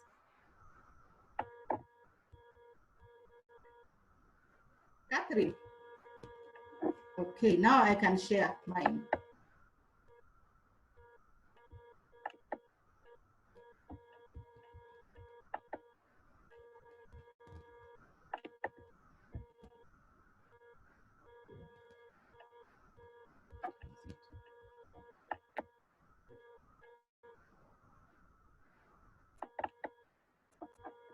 Are we there? Are we able to see? Yes, we are there. Okay, so this is what we are saying. Identify unhelpful thoughts. Help the client identify the unhelpful thought. So unhelpful thought here could be on poor coping, could be on helplessness, could be on lack of safety, could be on guilt, and could be on blame. And then you go through what we have just seen with the client to help them come up with a helpful thought. So this is all the same of what we have just been talking about. So we are saying if the survivor has difficulty identifying unhelpful thoughts first, reverse the order and ask him or her to identify feelings first, then the thoughts that go along with those feelings. For example, you may say, when you think about COVID-19, what kind of reactions do you have? As you focus on the strongest reactions, what thoughts do you have? So when they're not able to talk about their unhelpful thoughts, we are saying, then they're not able to identify their feelings first, then go to the thoughts and then come back to the feelings. Number 2 step, identify helpful thoughts. Remember, we have just been identifying unhelpful, but there is also that handout that will help the client identify helpful thoughts. Identify unhelpful thought, like for example, I can never be safe. Help the survivor to replace it with a more helpful thought. I am safe most of the times. The next step, therefore, is to identify, clarify, and write down alternative helpful thoughts. To start with, reintroduce the helpful thinking handout, the one that we have just seen, and then look at the alternate helpful thoughts to help this client identify the helpful thought. If the survivors need help in identifying good helpful thoughts to focus on instead of the unhelpful thoughts, you may either remind them of the goals they have set for themselves or ask them what goals they have for themselves in regards to getting through their challenges. Remember, I said initially that before you embark on any of these skills, you have done gathering information and prioritizing assistance. And this client has had a goal of what they want to achieve. And in that goal, you have identified that the most important skill to teach this client is identifying helpful thoughts.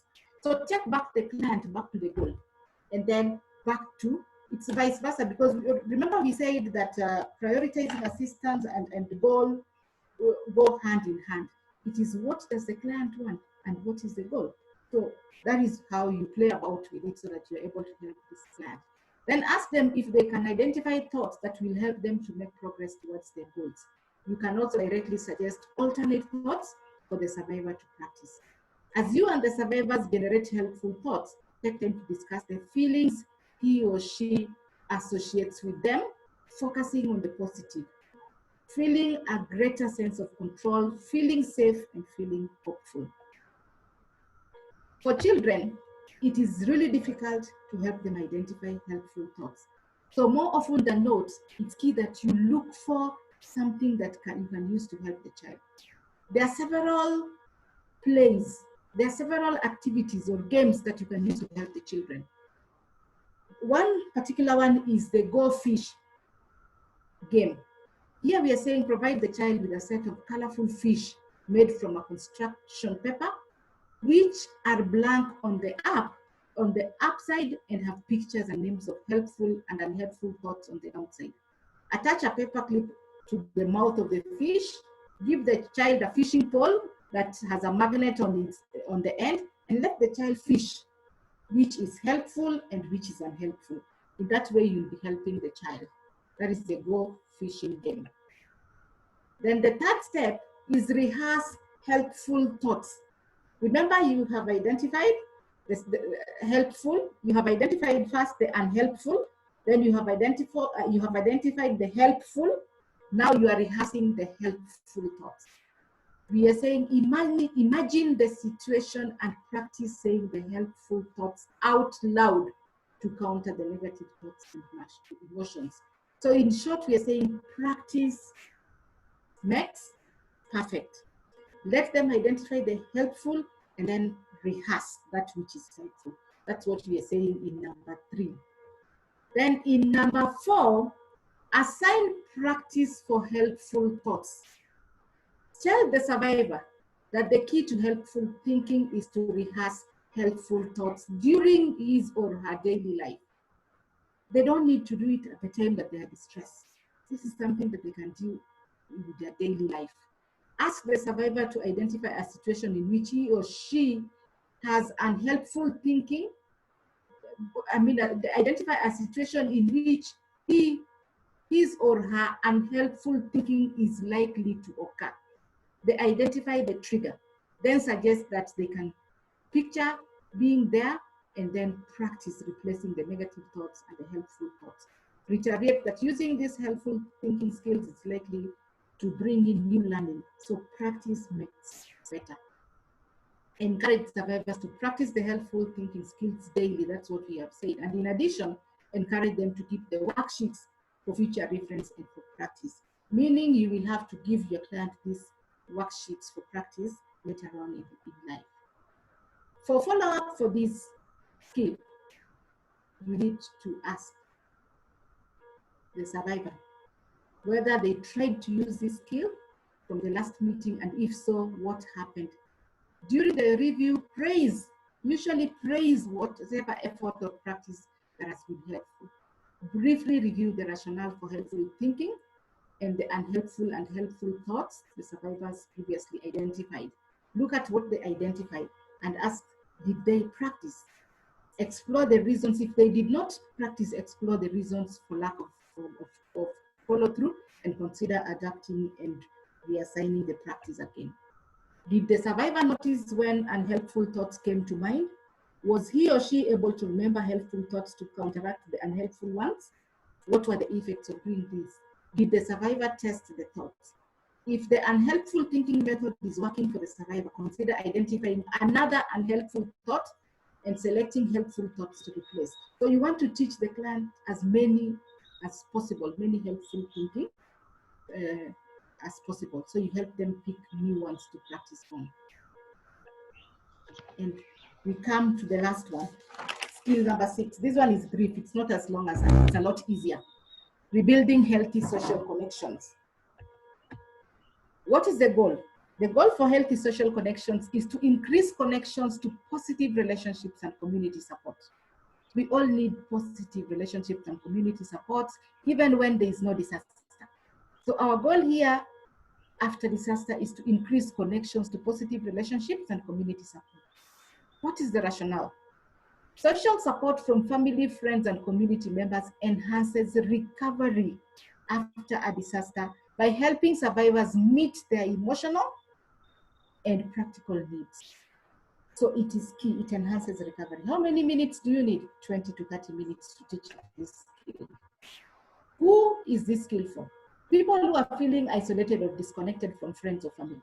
Those who are experiencing disruptions to social or community networks. Those feeling lonely. Those living in a new environment. Those feeling unappreciated or useless. Those lacking confidence in themselves. Those lacking access to community supports or resources.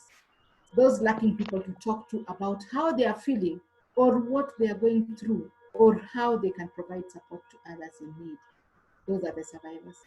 Handouts. Here there are several handouts. There is a handout that we are calling Social Connections List that will give you people to connect with. Social Connections Worksheet. Giving social support in 6 steps. Getting social support in 6 steps. Types of social support worksheet. And then there is also the worksheet for children. How do you go about this skill of rebuilding healthy social connections? There are steps, and there are 3 steps. Developing a social connection map, reviewing the social connection map, and making a social support plan. Explain why you are using this skill with your client. Tell them that disasters can have a big impact on social connections. And often survivors of disasters can experience major disruptions in their social support network. Like for example, there could be separations, there could be lost contact, there could be a new living environment, and they may want to talk about their experiences since the disaster, but not have anyone to listen to. Or they may have isolated themselves from their social or community networks. So it is important that you explain to them the rationale for rebuilding healthy social connections. Sometimes the survivors may have difficulty listening to someone else's story and end up avoiding people because their own stress makes them feel reluctant to participate. So this is another reason for rebuilding social connections. Additionally, reactions to disasters can affect relationships negatively. They could feel easily irritated, angry, frustrated, and etc. So you need to use this to help them rebuild their connections. Sometimes it is easy to forget that the people we see every day can provide social support. You have your family, you have your members, you have your co-workers, but you don't look at them in terms of these ones can provide a healthy social connection. So it's important that you remind them that even the family, the co-worker can be a source of social connection. If a survivor is afraid to burden people in his or her existing network with problems, or if he or she thinks that the current network is insufficient, there is need to make this client know that they have sufficient connection. And we are saying include additional burdens and stresses. Many survivors resist reaching out because they feel I'll put in more burden or more stress on the person I'm reaching out to. So you need to tell them and ensure, encourage them that they're actually not adding additional burden or stresses. If the survivors have moved either temporarily or permanently, they may not know how or where to begin looking for support. So there is a need to come in with building healthy social connections. Sometimes also, the survivors with positive social support recover more easily from disasters and are better prepared to face future challenges as they are recovering from the disasters. But there is need to remind them to continuously use this support. And we are saying, again, recognize that there may be people available to them whom they have not thought of or whom they have resisted approaching. They could be religious professionals, they could be primary care doctors and healers, they could be past caregivers.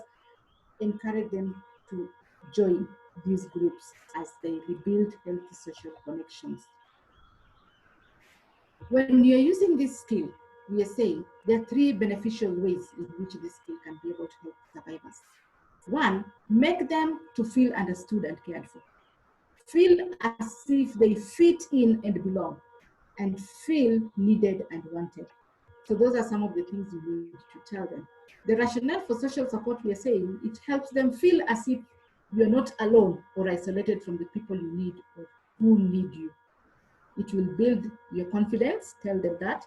It will make them feel reassured, and it will give them good advice when they are facing a difficult situation. What is the provider alert?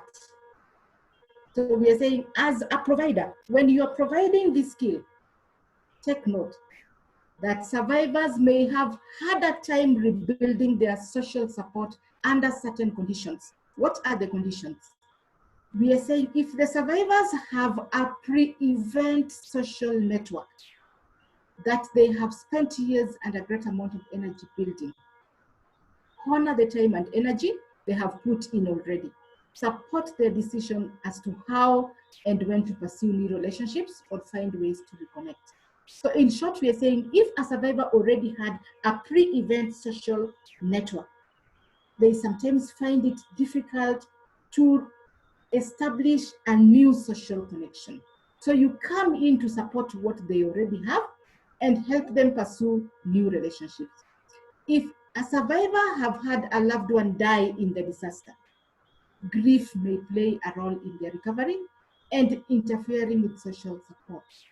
So at that point, it means you have to go back to the managing reactions module before you can help this client to rebuild healthy social connections.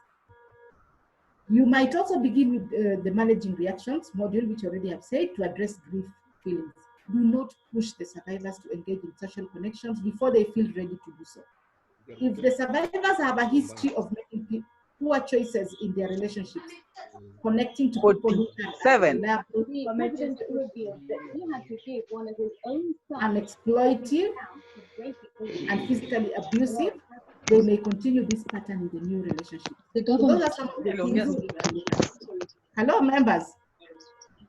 Are we together? Yes. Okay. There is a developmental alert.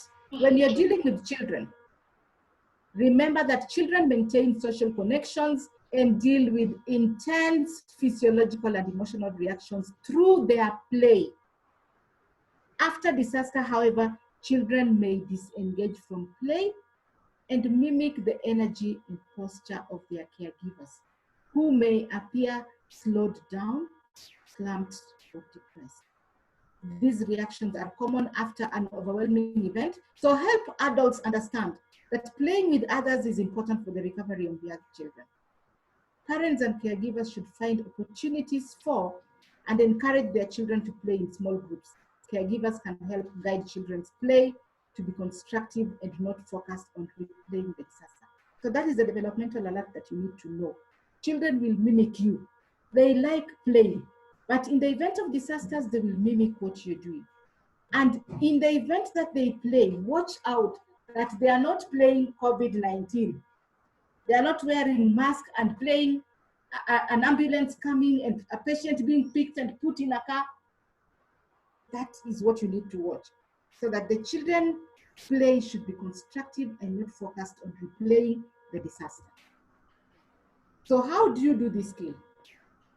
Step number 1, develop a social connections map. Here we are saying, explain that the first step in rebuilding healthy connections is to identify who is currently in the survivors network. The most accessible person is not necessarily the one who lives the closest. So in short, I'm saying if I am traumatized, my husband may not necessarily be the network that I'm looking for. Many survivors, though, connect with loved ones, friends by telephone, email, social networks, and instant messaging. When we start this process, survivors may remember individuals with whom they have lost touch because of the disaster. So explain that part of this exercise to see if there are ways to regain some of those connections. The big picture of those with whom they are connected and what those connections mean to them. So in short, we are saying to draw a social map, come up with a drawing and ask who and who is in your social network. Put it down with the client.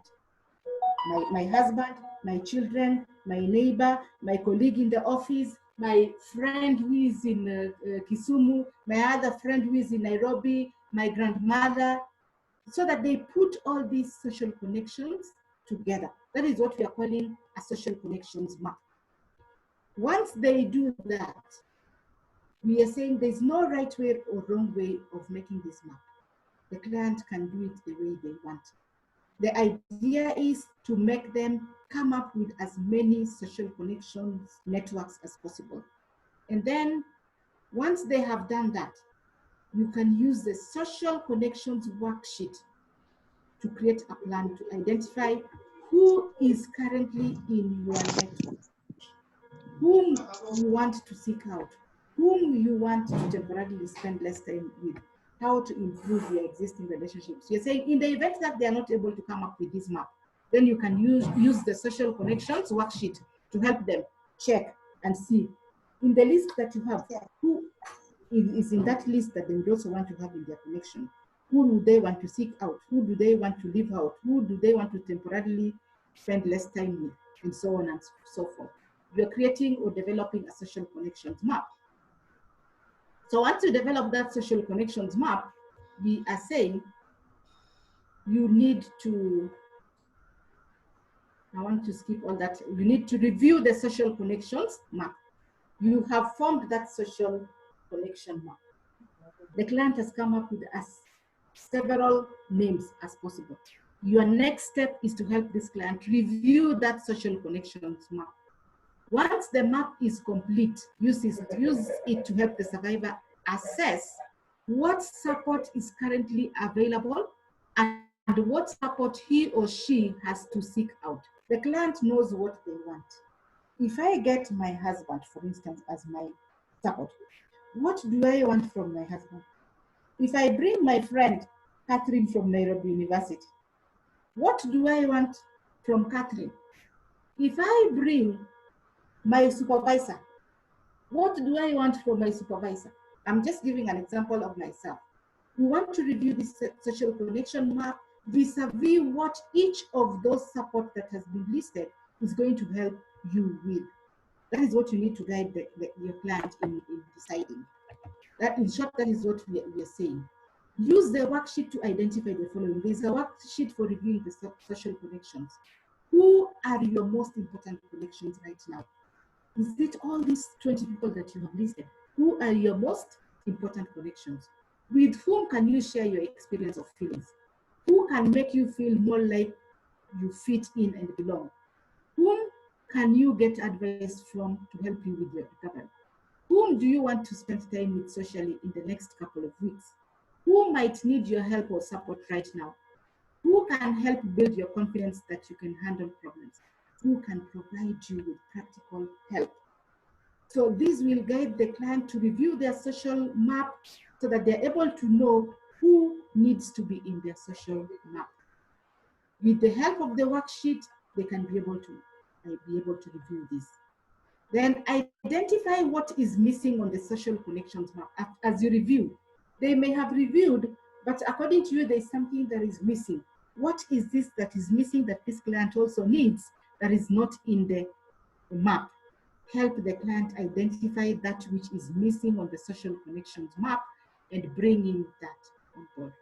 There are several questions that you can be able to ask to be able to help that client bring that missing connection on board. Then we have the final steps, make a social support plan. Now that the client has a map, they have reviewed this map. How is this map now going to support them socially? Make a social support plan.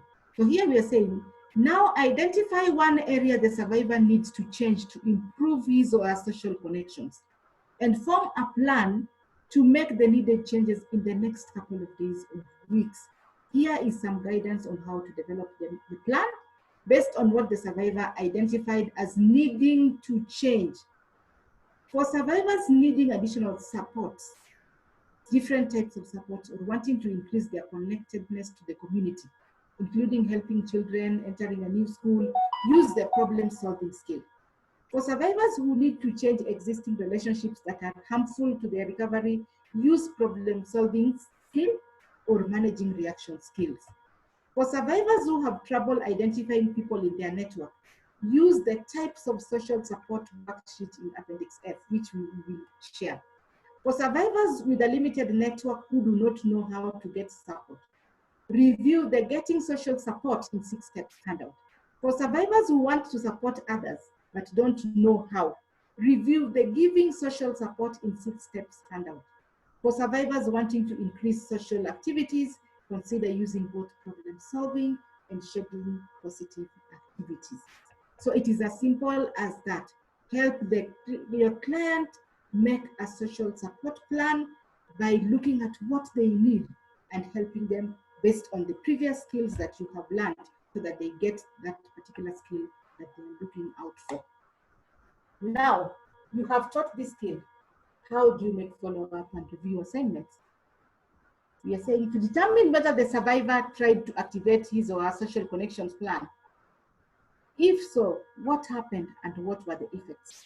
During the review, as usual, praise any efforts to activate the plan.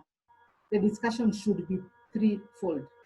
A brief review of the rationale for building the healthy social reconnections identified previously. What happened when the survivor tried the plan? If the survivor did not activate it, explore the reasons why and consider making adjustment and resigning it. Did he or she have the skills to perform the plan, or did other barriers come up?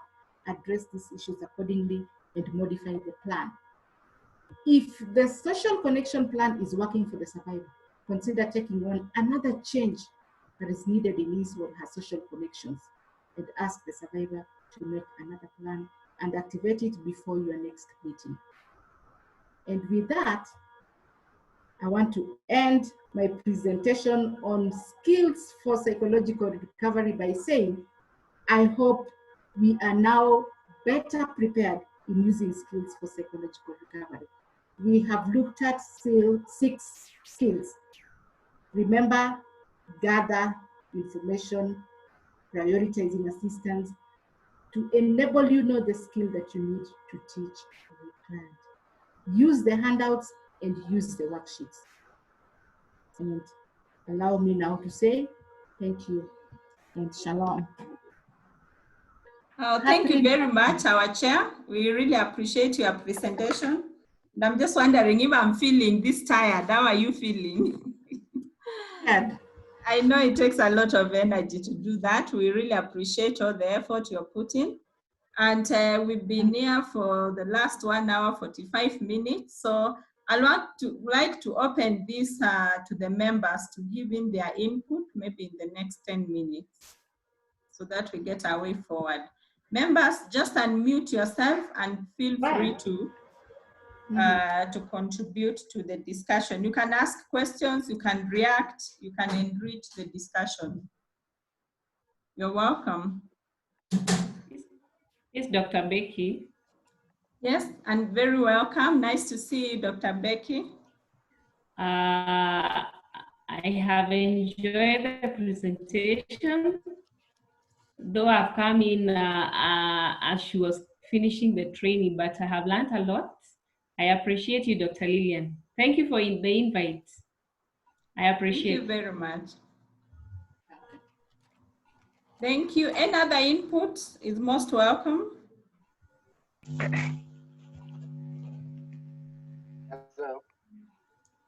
Yes, Rono. Oh, that's Joseph. Okay, we can't hear you. Just What about now? yeah, that's better. Yes. Yeah, okay. I can say thank you so much for the training, Lillian. That was a very good presentation, as usual. I was wondering whether the same things we are learning, especially those skills, whether someone can use it with maybe the family, like those skills, breathing and thinking, helpful thinking. That is what I was wondering, because at this time, you know, even the counselors are not immune to the current stressful times.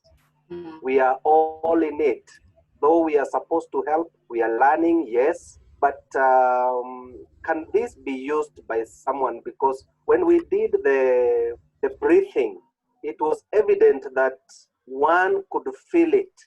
One could feel that kind of relaxation. And therefore, since in counseling, you can't counsel people that are close to you, but this technique seems to be different when using. The last thing, maybe it's a very humble request to the coordinator. We have some members whose video is very, have a lot of activities which are distracting us from concentrating. There is an option of maybe putting off the video and then maybe just listening if one can sit still. That's just a humble request. Thank you. Thank you very much for your input. That is well noted. And I want to believe when we learn skills, we can apply them, even not even in the counseling session, even for ourselves. We can also benefit from positive thinking, identifying those negative thoughts, and also the calming breathing, as we saw. So I'm sure Dr. can confirm that it's applicable in many situations. Yeah, thank you very much for that. My question, I had a question, because I saw there's a lot to do with writing, like when we are writing down our thoughts. What happens if we are dealing with clients who are not literate, for example? How can we customize that to their scenario? That went across my mind. As you think through that, I'll still open the floor. Any more reactions so that Dr. can react together? Feel free. Good afternoon. Good afternoon. Good afternoon. Yeah. Good afternoon. This was session 3. Yes. Dr. Lillian, thank you as always. I just want to encourage my colleagues here. You now go and work on these things so that you consolidate, you internalize,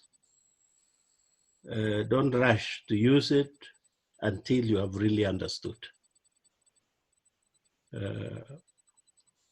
Very good presentation, very practical things, but also it needs a lot of due diligence in how you apply them. So I think, to be fair to the facilitator for this very important information, let us really work on them, go through them, internalize, so that we use it in the proper way.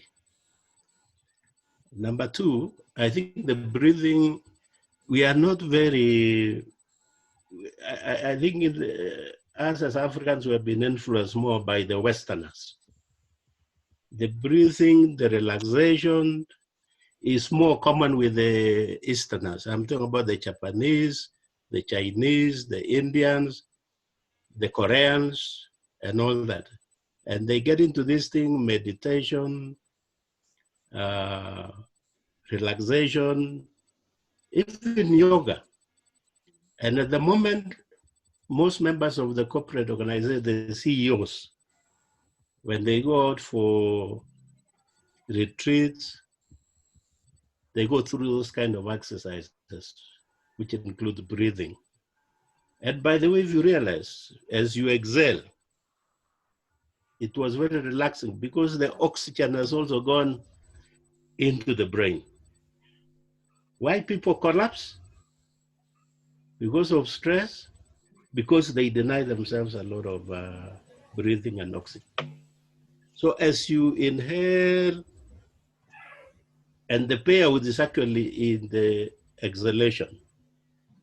But again, that exhaling, which we said,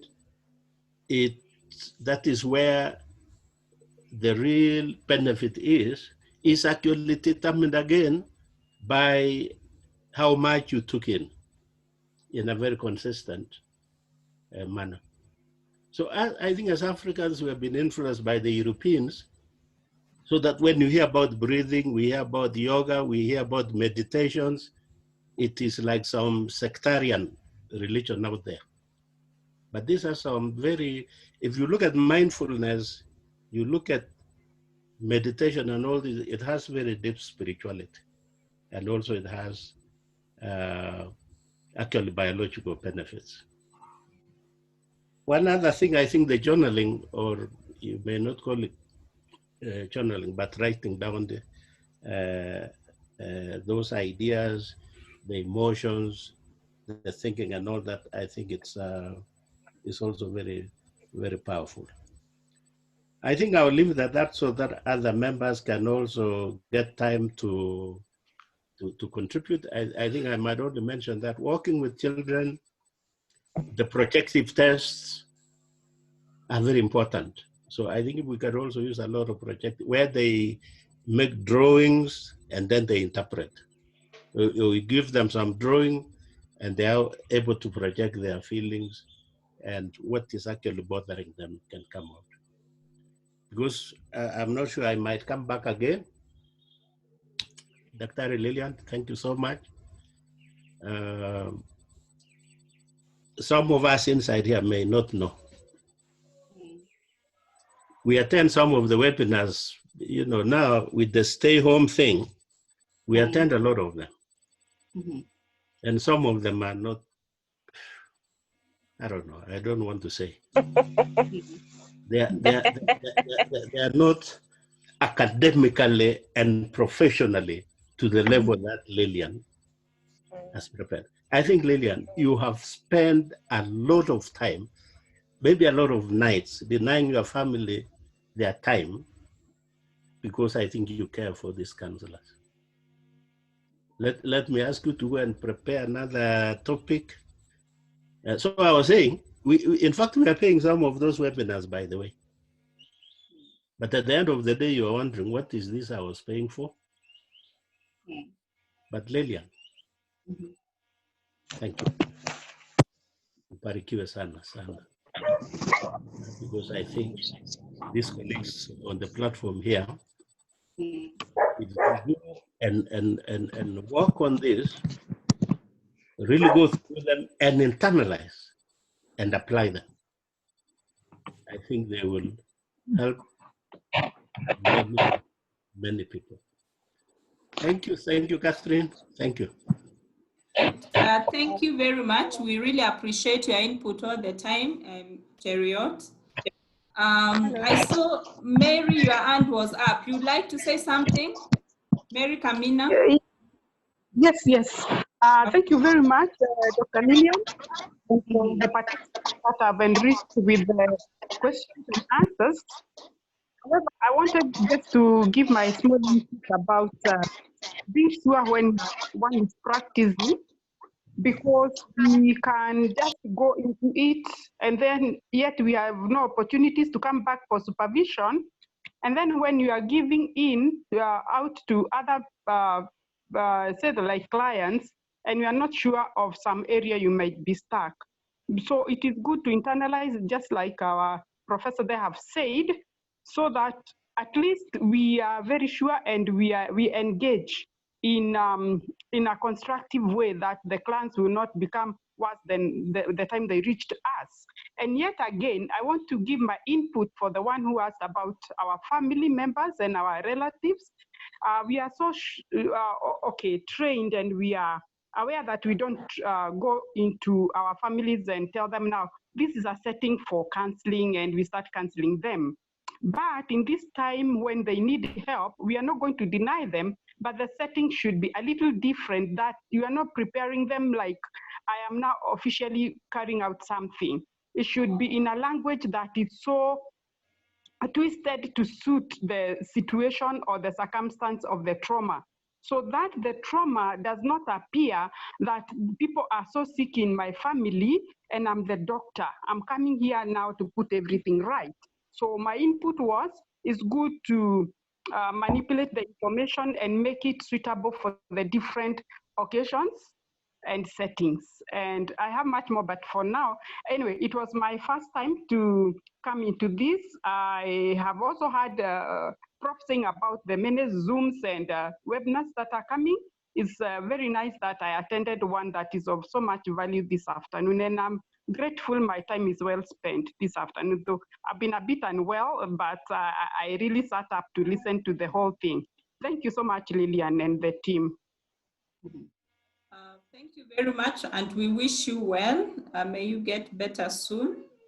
Thank you for the kind words. I'll give this to Dr. Lillian to give us our final words, unless there's somebody with something very burning. Daktari, please give us your final words. Okay. Thank you, Catherine, once again. Allow me to thank all members who have been going through this skills for psychological recovery training. I am humbled. Today we had 50 participants on board. And my prayer is that as we go out there to practice these skills, just as my colleagues have said, Mr. Sisi, Dr. Mary Kabila of KU, we need to really practice this before we practice them with our clients. We can do this with our families, just like they have said, because these are skills that we are teaching. Teaching, you can teach anyone. But now you have to be wary, who are you teaching? And that's why, as I was going through it, I was talking about provider alert, developmental alert, cultural alert, so that as you decide to use these skills, you have to be alert as a provider. Who am I providing these skills for? Who is it, a child, a family member? What is the culture of the person that you're dealing with?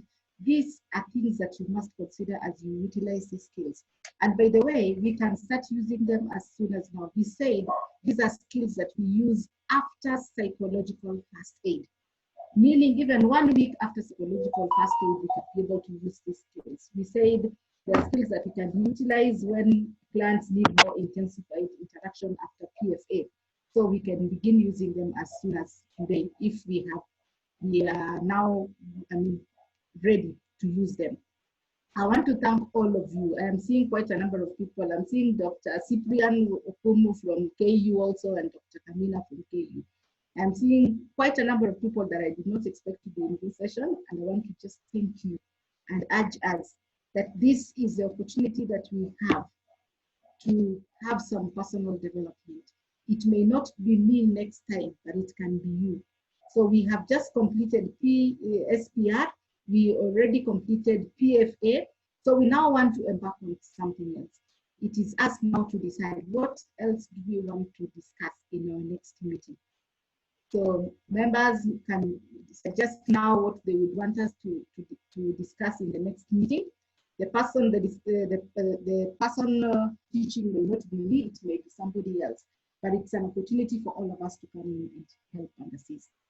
So with that, I want to say I am humbled by the remarks that I've gotten from all of you. So God bless all of us, and God bless Kutka. Asante. So maybe before we break, Catherine, you can take it up so that Yes. we can be able to get somebody's hand is up. Yeah, I can see Paul Mirugu, your hand is up. You'd like to say something? You're welcome. Please unmute yourself. Paul?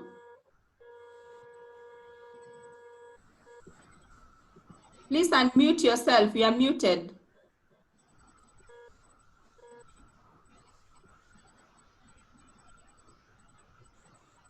Can I get Paul?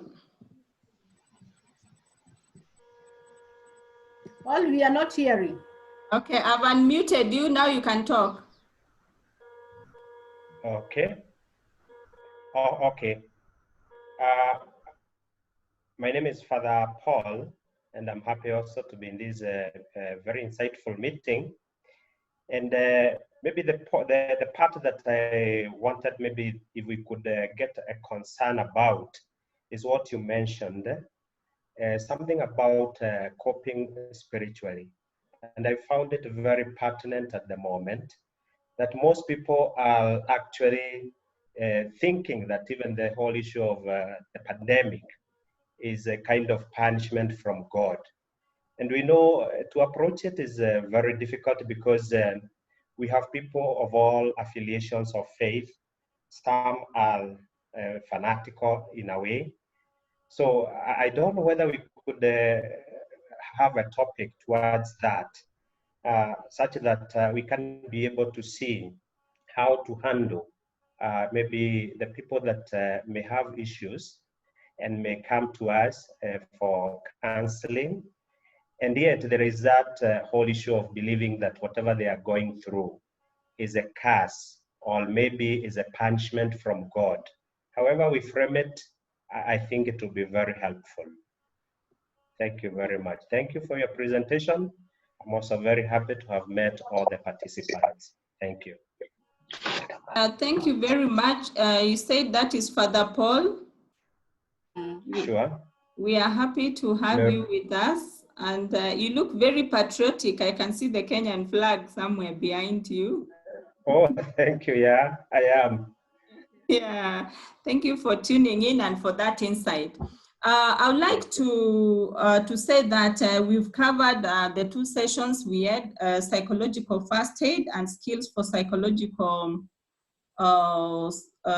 recovery. So we are to move on and we are requesting members to suggest topics, what they would like us to build their capacity on. I appreciate that we have a lot of skills in this team. So feel free, if you have something you would like to present on, to get in touch with me. I'll give my email here so that we can schedule. That's my email coming up. So feel free to tell us what you would like us to discuss next. And if you have anything you would like to share with the team, we also appreciate your facilitation. We do not have monopoly of who facilitates. So feel free to share. We'll also be very happy to hear from Father on the spiritual aspect. Father, you can get in touch with us. That's my email address. I will organize a session and we can continue.